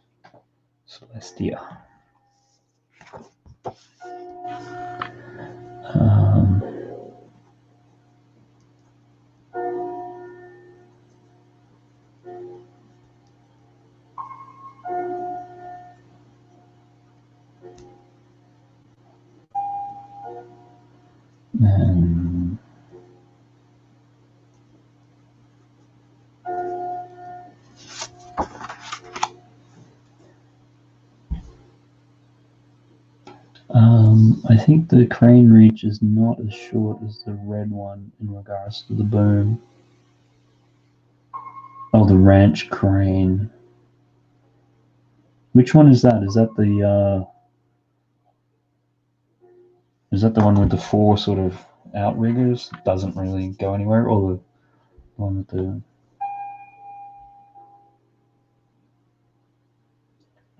draw the Phoenix Force. That's nice and fiery.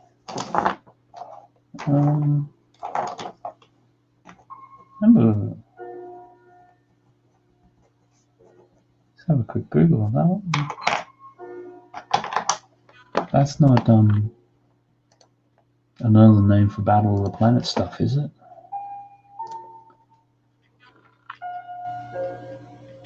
The one with wheels.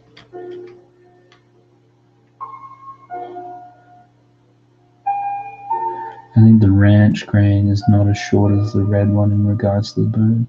You know, I found that, again, comparing it with 42009, the boom feels shorter. Oh, Phoenix Force. Like Dark Phoenix and things. Ah, okay, right. Got you.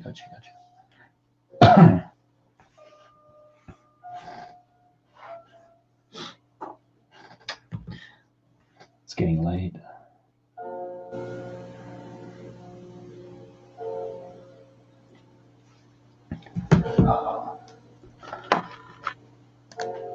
Feels like it's been a bit more of an intense day.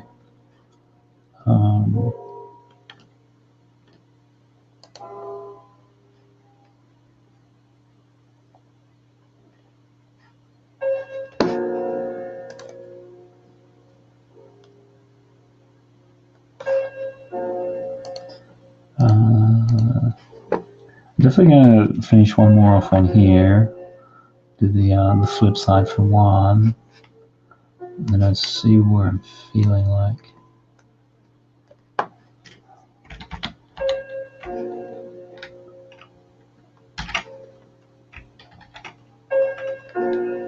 So I spent most of the day out in the garden, just cleaning up and doing leaves and everything like that. I just feel a bit whacked after that.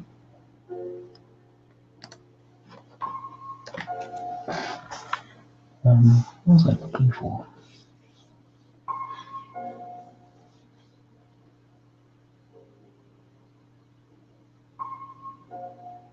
Is it nearly 12? No, it's nearly 11, isn't it?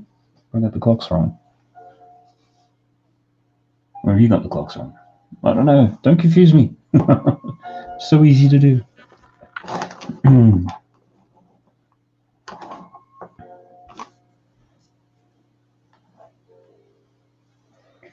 I really feel like I want to do one day a really long comic book character one.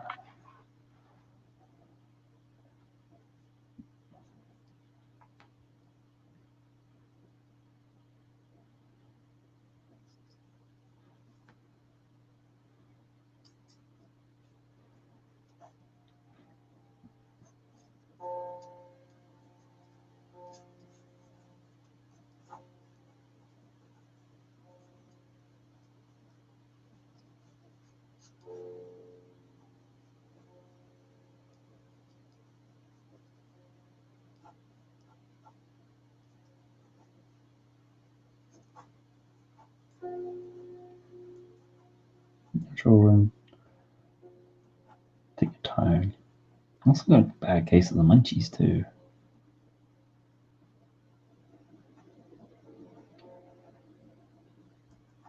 I think with these microphones, as much as the music's there, it's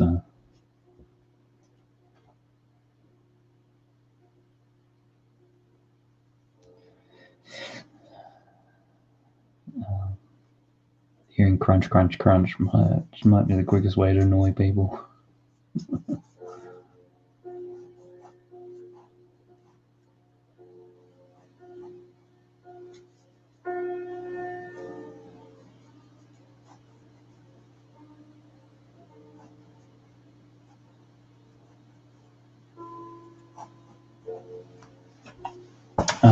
I just filled up 7 glasses of water and put them all in the fridge for tomorrow. All just for tomorrow.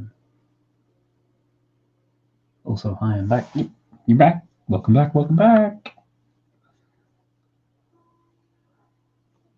What do you have? Is that just? No, it's going to be cold where you are. Is there any sort of reason why you pre-prepare glasses of water like that? Or is the drinking water where you are not brilliant? And you've heated it up or boiled it or sterilized it? I don't know. Don't make me think it's too late at night.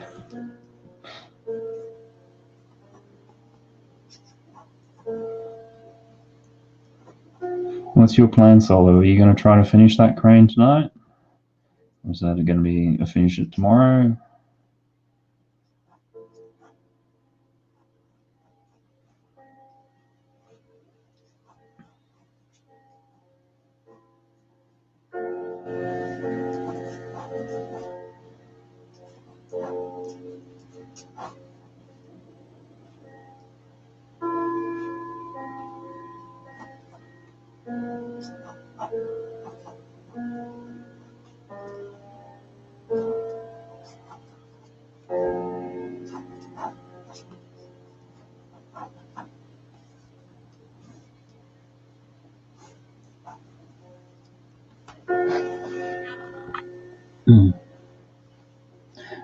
Yep, I'm going to stop building this thing now. I'm going to try and finish it tomorrow. Yeah, I think as you were sort of saying last night, there's only so much of that stuff you can do. I know I was doing a bit of a stint with it, and with that I remember very specifically I got to the part where you got to put the string or the cable in or whatever, and it's like, you know what? No, I'm just going to come back to this another time because I just couldn't face doing it.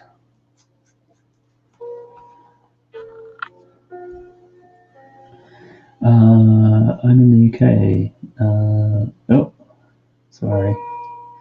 Huge fan of water. Water is to say my second favorite to drink. The number one is Pepsi Max. Way too much caffeine, so now I just have 1 can of Pepsi Max per day. Okay, yep. Yes.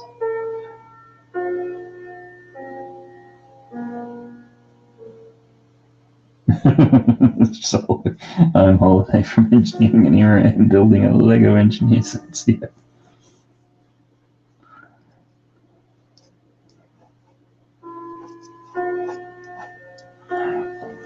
You can't get enough of it.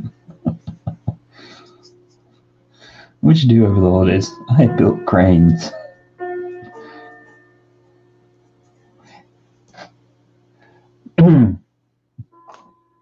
Oh yeah, I know a little bit about Lego. Was it the red one or one of the yellow ones? No, it was all of them.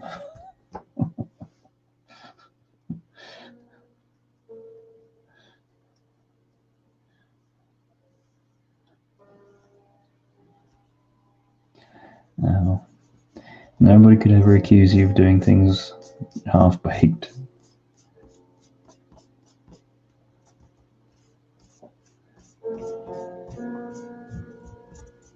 Just wondering if he could break you on cranes. Is there any others out there that you might...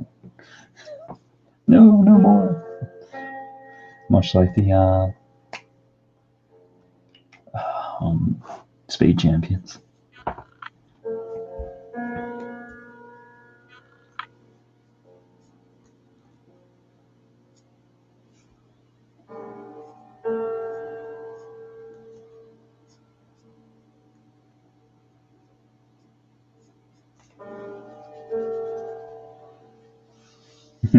I need an office job. I mean, with the crazy hours you've been doing, if that continues, that might be a fair bit of Lego building that you get done between now and whenever. It might not be such a bad thing. Is that a red or is that a pink?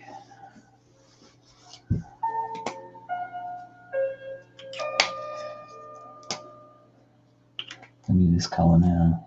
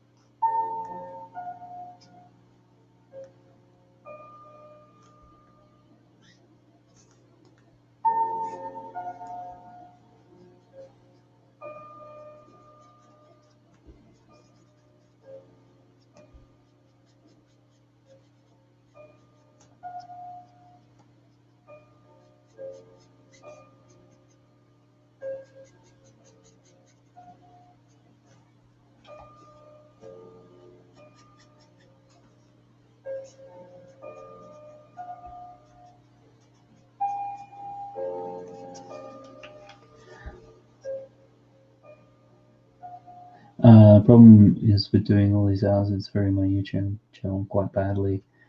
I'm coming down to 2 years now and I haven't really progressed any further compared to everyone else that I'm not that bothered, but I was hoping a bit further along. Yeah, I think it's the sort of thing where, because I haven't, apart from the streams, I haven't posted a video in a couple of weeks, and you can see the analytics dropping off. So I do think there's a certain thing of feeding the monster.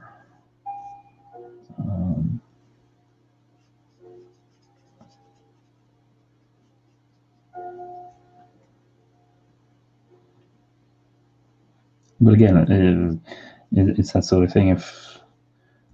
If it is and everybody else is still posting, a couple of videos a week and sort of things, and your content is you're just not getting or managing to be able to do that because of work commitments, and that's understandable.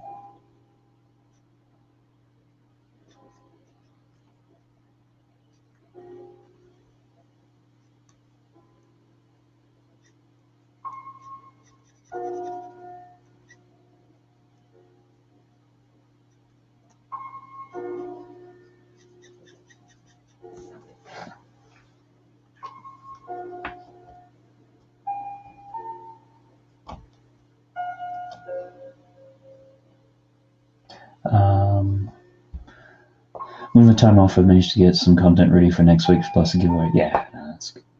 There's one now. I'm glad we can post short, so hopefully we'll keep my channel going a little while longer if I don't get to make contact. Yeah.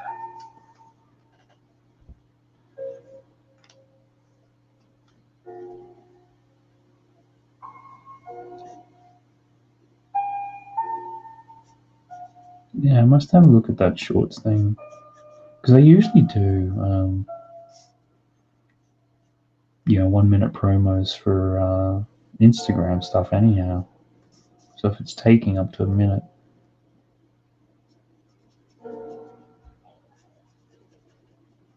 But then I think more like what you were sort of saying last night. You know, it feels a little bit dirty just to be throwing up on there the same thing that you put elsewhere. I don't know.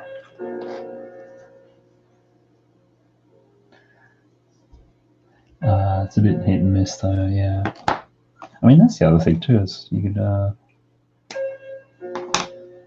because it blends the shorts in with your normal ones, like before you'd go and look at somebody's channel and you sort of see, you know, what's done really well and things like that. But now all those short videos are going to get mixed in there as well. So I think much like what Greg was saying, you know, he had a short which did 5,000 views or something like that.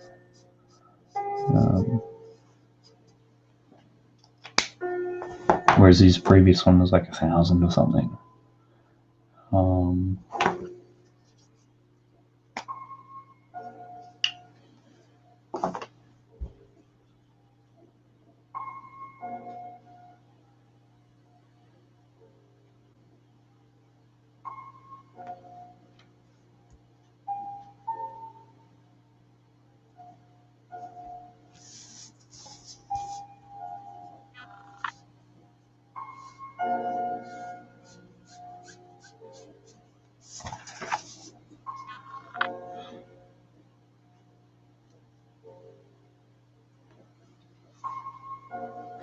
Yeah, it doesn't feel right.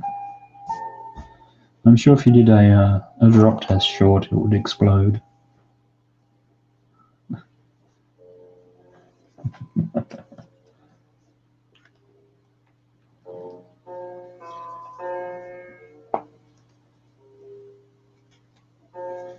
What is that a visor or is that a shadow?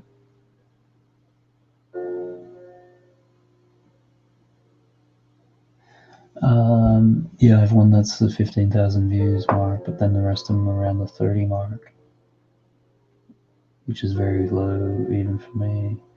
Yeah, it's probably the sort of thing where you're coming off the back of being a bit inactive on your channel. Like I do think that's got a huge thing, a huge impact on it.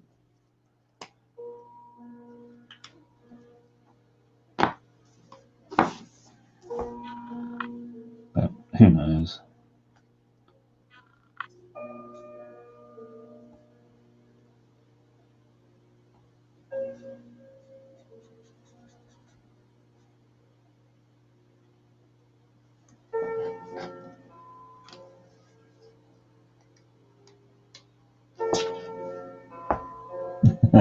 Don't, man. I've already been asked to do a drop test short.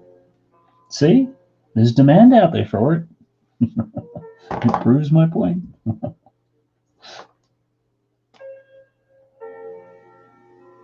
I'll tell you what, have the camera ready for when you, tomorrow, when you get all the gears together, moment of truth.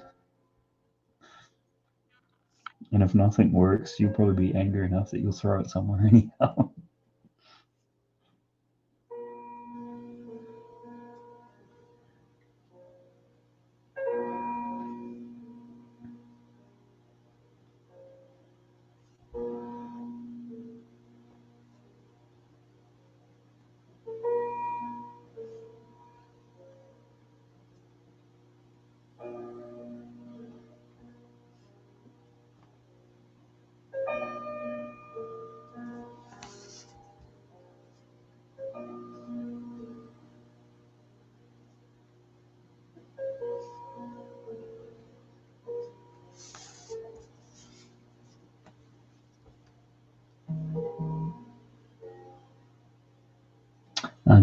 I've done a drop test of the lunar lander and I'm editing a drop test video right now. Oh, awesome.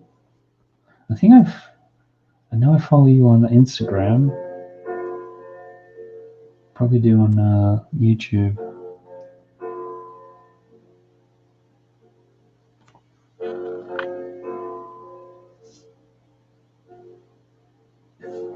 That's not a bad idea, but there might be much swearing for me to publish it. Doesn't work. That's where you can have your own little bleep function. Why are you bleeping?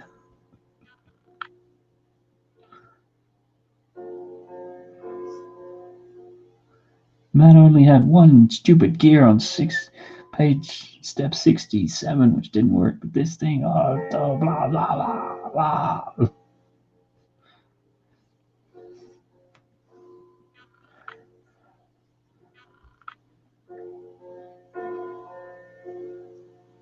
If you think I'm going to sit here and spend 3 hours to try to figure out where I went wrong, you're as crazy as the next person.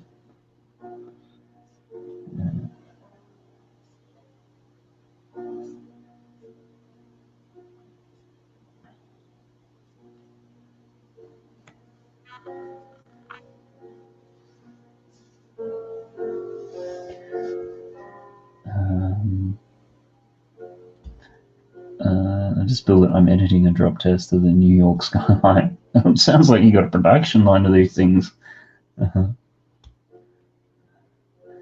But it could turn into throwing a crane over the balcony if it didn't work. Well, just so long as you got footage. There'll be nothing worse than you throw it over the balcony and then go, oh, wait a minute. Although, that's interesting now, come to think of it. A drop test with Technic probably isn't going to be that interesting. Because by and large, it's going to hold together just because of the fact that it's the beams and pins. Don't know.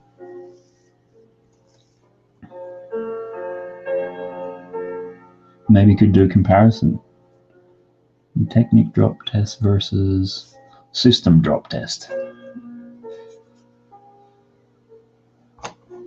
I don't know, I almost sound like I'm talking myself into doing it. Kind of curious now.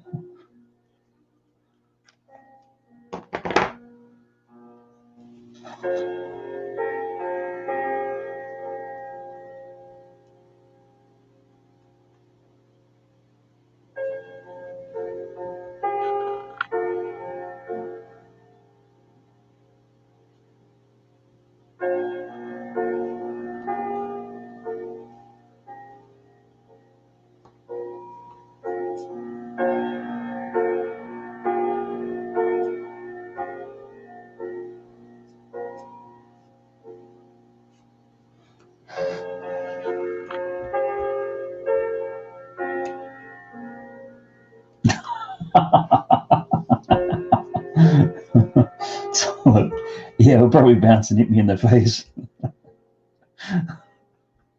I get to see that. It probably would too. And being how solid those things are, it probably leave a pretty big mark too. And if it was a crane, it'd probably knock me out. Yeah. Just built it. Yeah, I'd done the night by Great Wall of China and many more. I posted all the drop tests and just built it on Insta. I'm gonna have to check that out.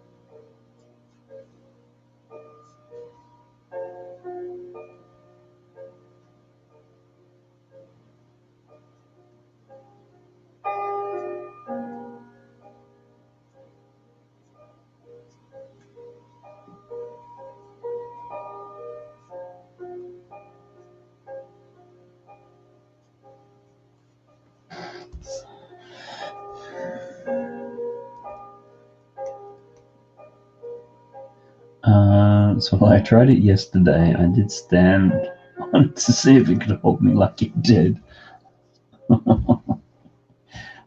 Now I can't type. Yeah, originally it's like, I tried it yesterday. I did sand on it.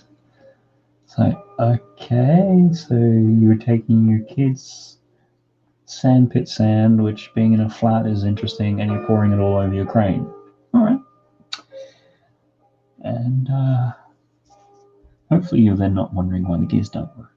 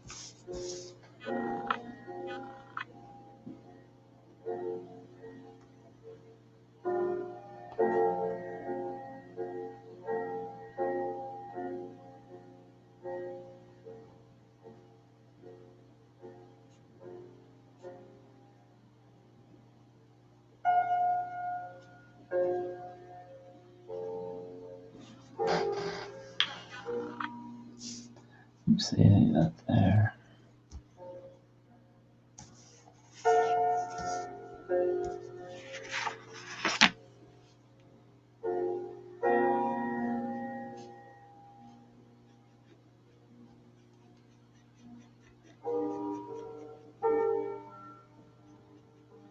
Juan, if you happen to be around there, is there anything you can tell me about this character? What did you call it? It was Joker, I think it was.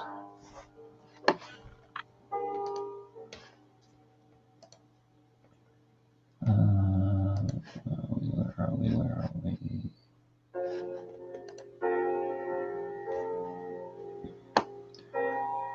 Kai Tioi Joker with a flaming cape.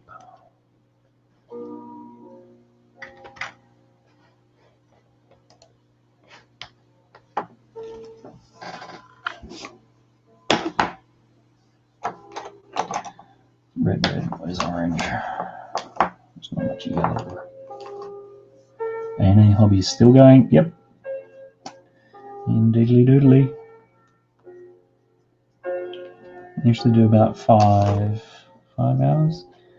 I think tonight's is going to be a short stream. It's probably only going to be 4 hours something. How are you going? What have you been up to this evening?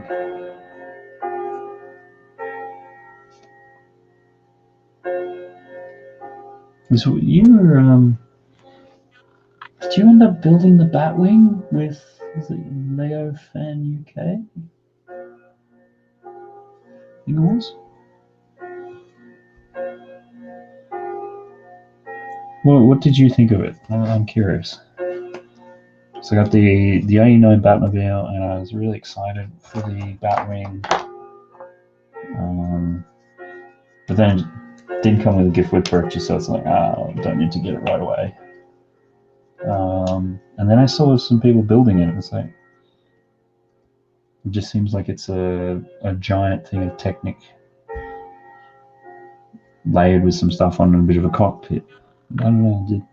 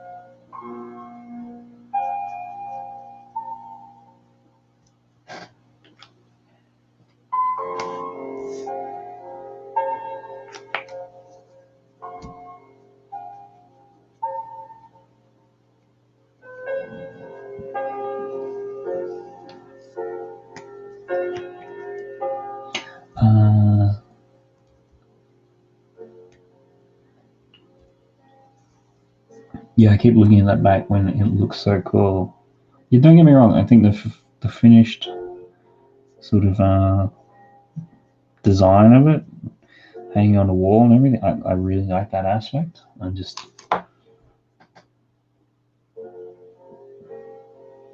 have concerns that the actual build itself is going to be a little bit on the boring side.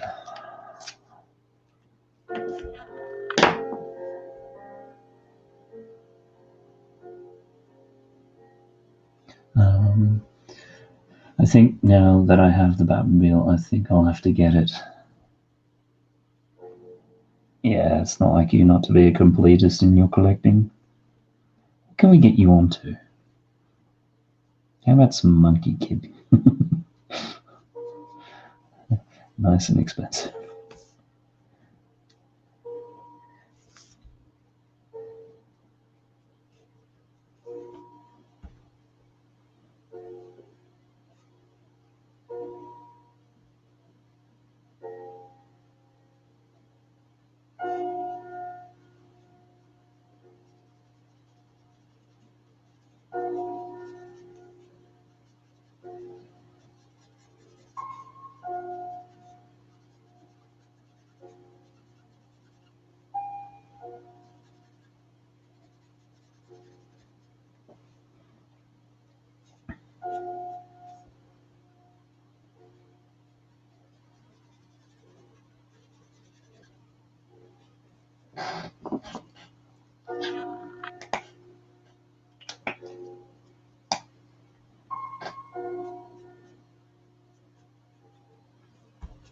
Yeah, even with everything now, I still think the Batmobile's been one of the favorite builds in recent times.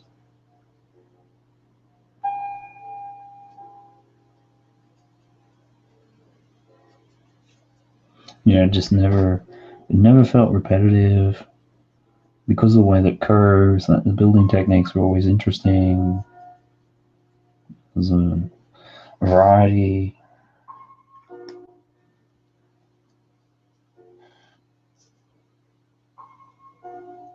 No Monkey Kid, not interested. It's like, no Monkey Kid, not interested. Get it away from me. They look really good, but not for me. We might just have to get you watching the cartoon, and then maybe, I don't know, maybe you want to reenact the story.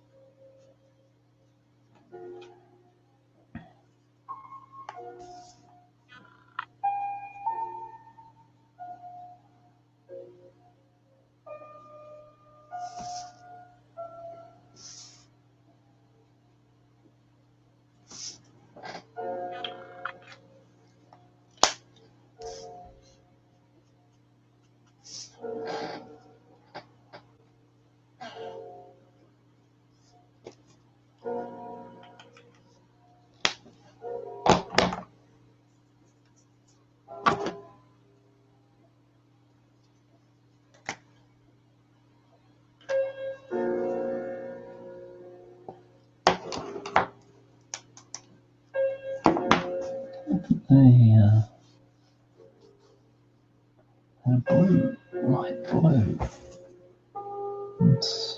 There it is. Nope.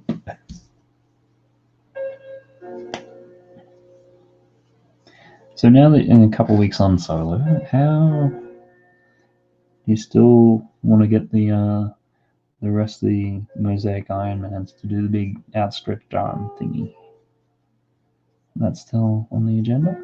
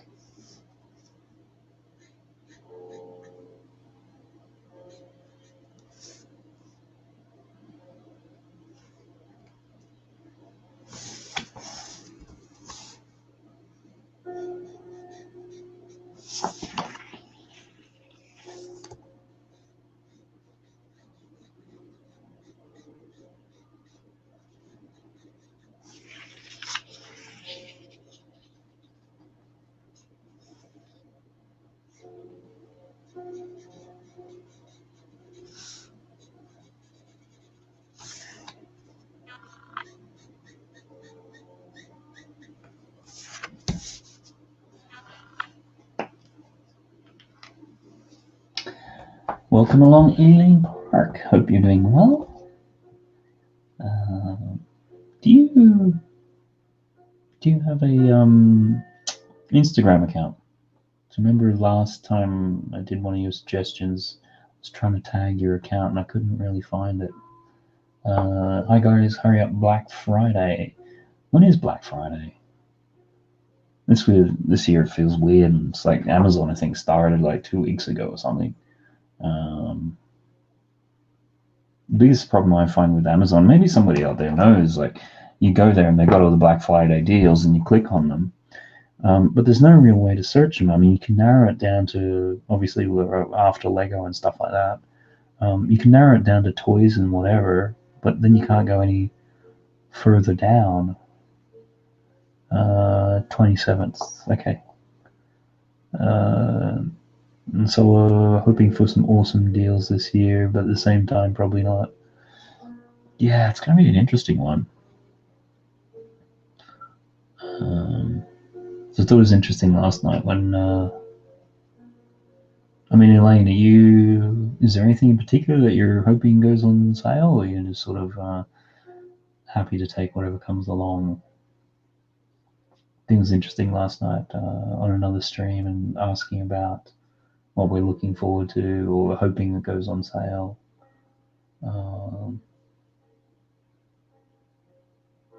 There's probably only a couple of sets, really. Definitely, if we can do the Jurassic Park gates, that would be awesome.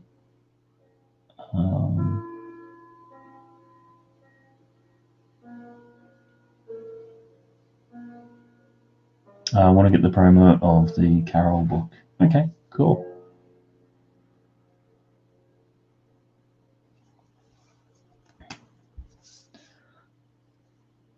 Yeah, it was interesting. Obviously, Hidden Side's been on sale various points in time, and there's been some which I've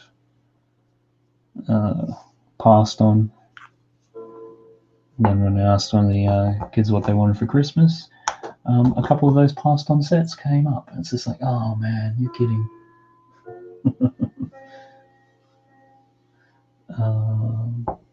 Same here, that looks nice. I love Christmas themes.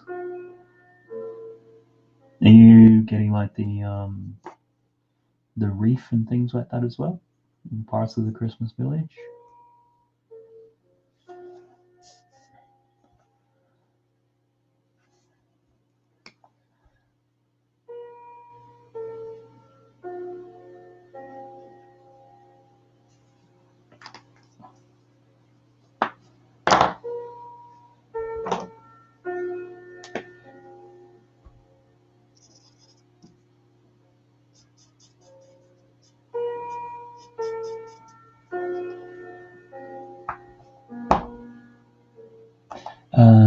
Disappointed with the wreath, too many gaps. Okay.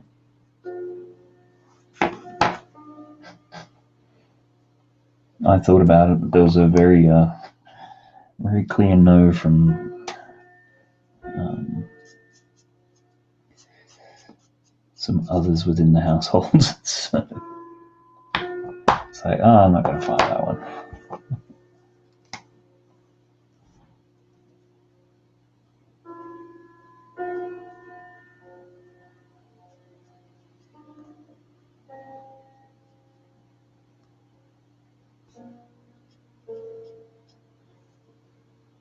And has there been an official list of sets that are going to retire? I mean, I saw the German website one a couple of months ago, but I don't think I've actually seen an official one yet.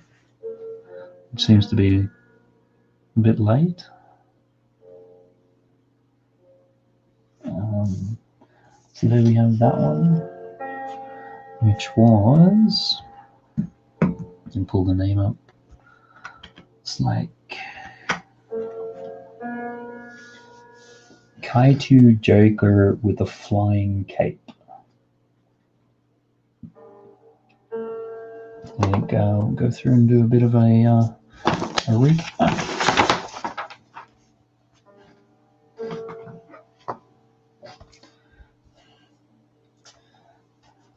Actually, not just want to quickly get that down there.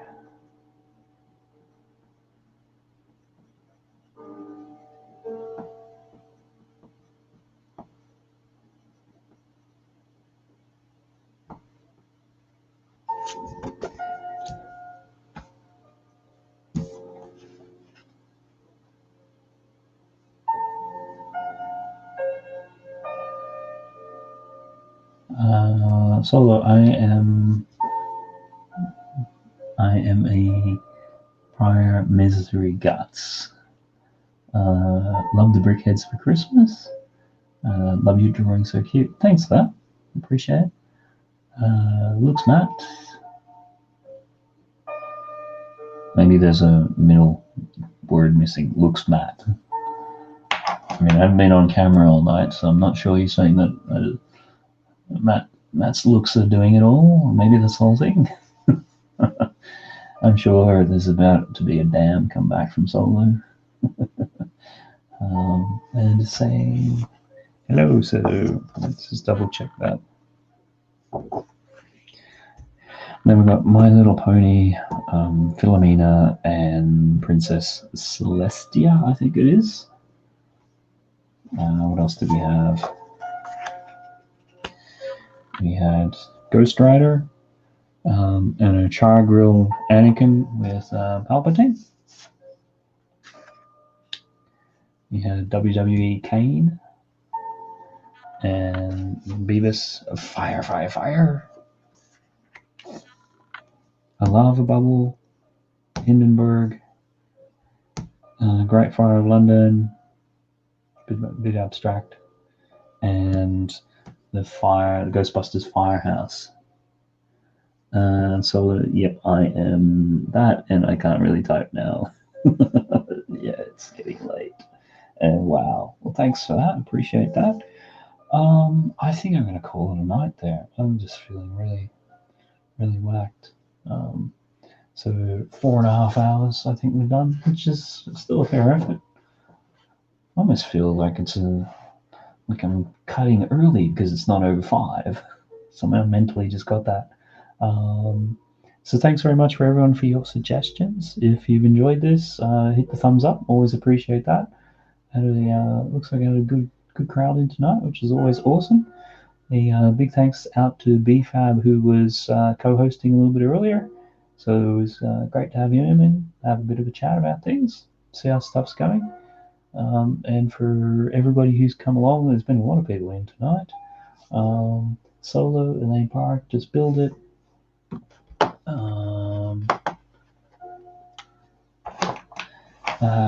Tazzy, Space Odyssey, Marley Min, Juan, John Rosie,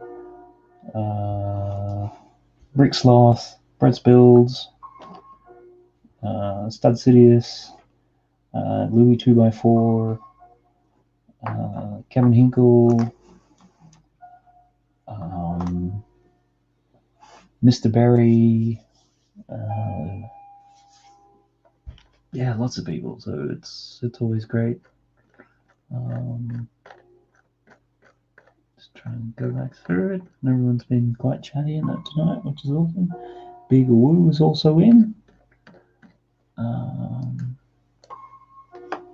So yeah, I think that's where we're going to leave it. I'm sure there's probably something I should finish up by saying. It's just escaping me at the moment. But next week, yeah, do it all again. Should be 7 o'clock UK, which works out these days to, I think, 2 p.m. New York time, silly o'clock Australia. Don't know what the theme for that one will be. The 15th one, and in 2 weeks, might be slightly later if you're doing part of the community stream, and might be trying to do that with a bit of software where everyone can draw on at the same time. So if there's anybody who wants to jump in on that, drop me a line. You don't have to be a brilliant artist or anything like that. It's just people hanging out, having a bit of a chat, maybe doing some doodles, that sort of thing. So yeah, definitely. If that sounds of interest, then cool, we'll do that. Otherwise, I think that's pretty much everything. Thanks again, guys. Really appreciate everyone being around and throwing in some suggestions, and yeah, just always having a good one. So I hope everyone is well.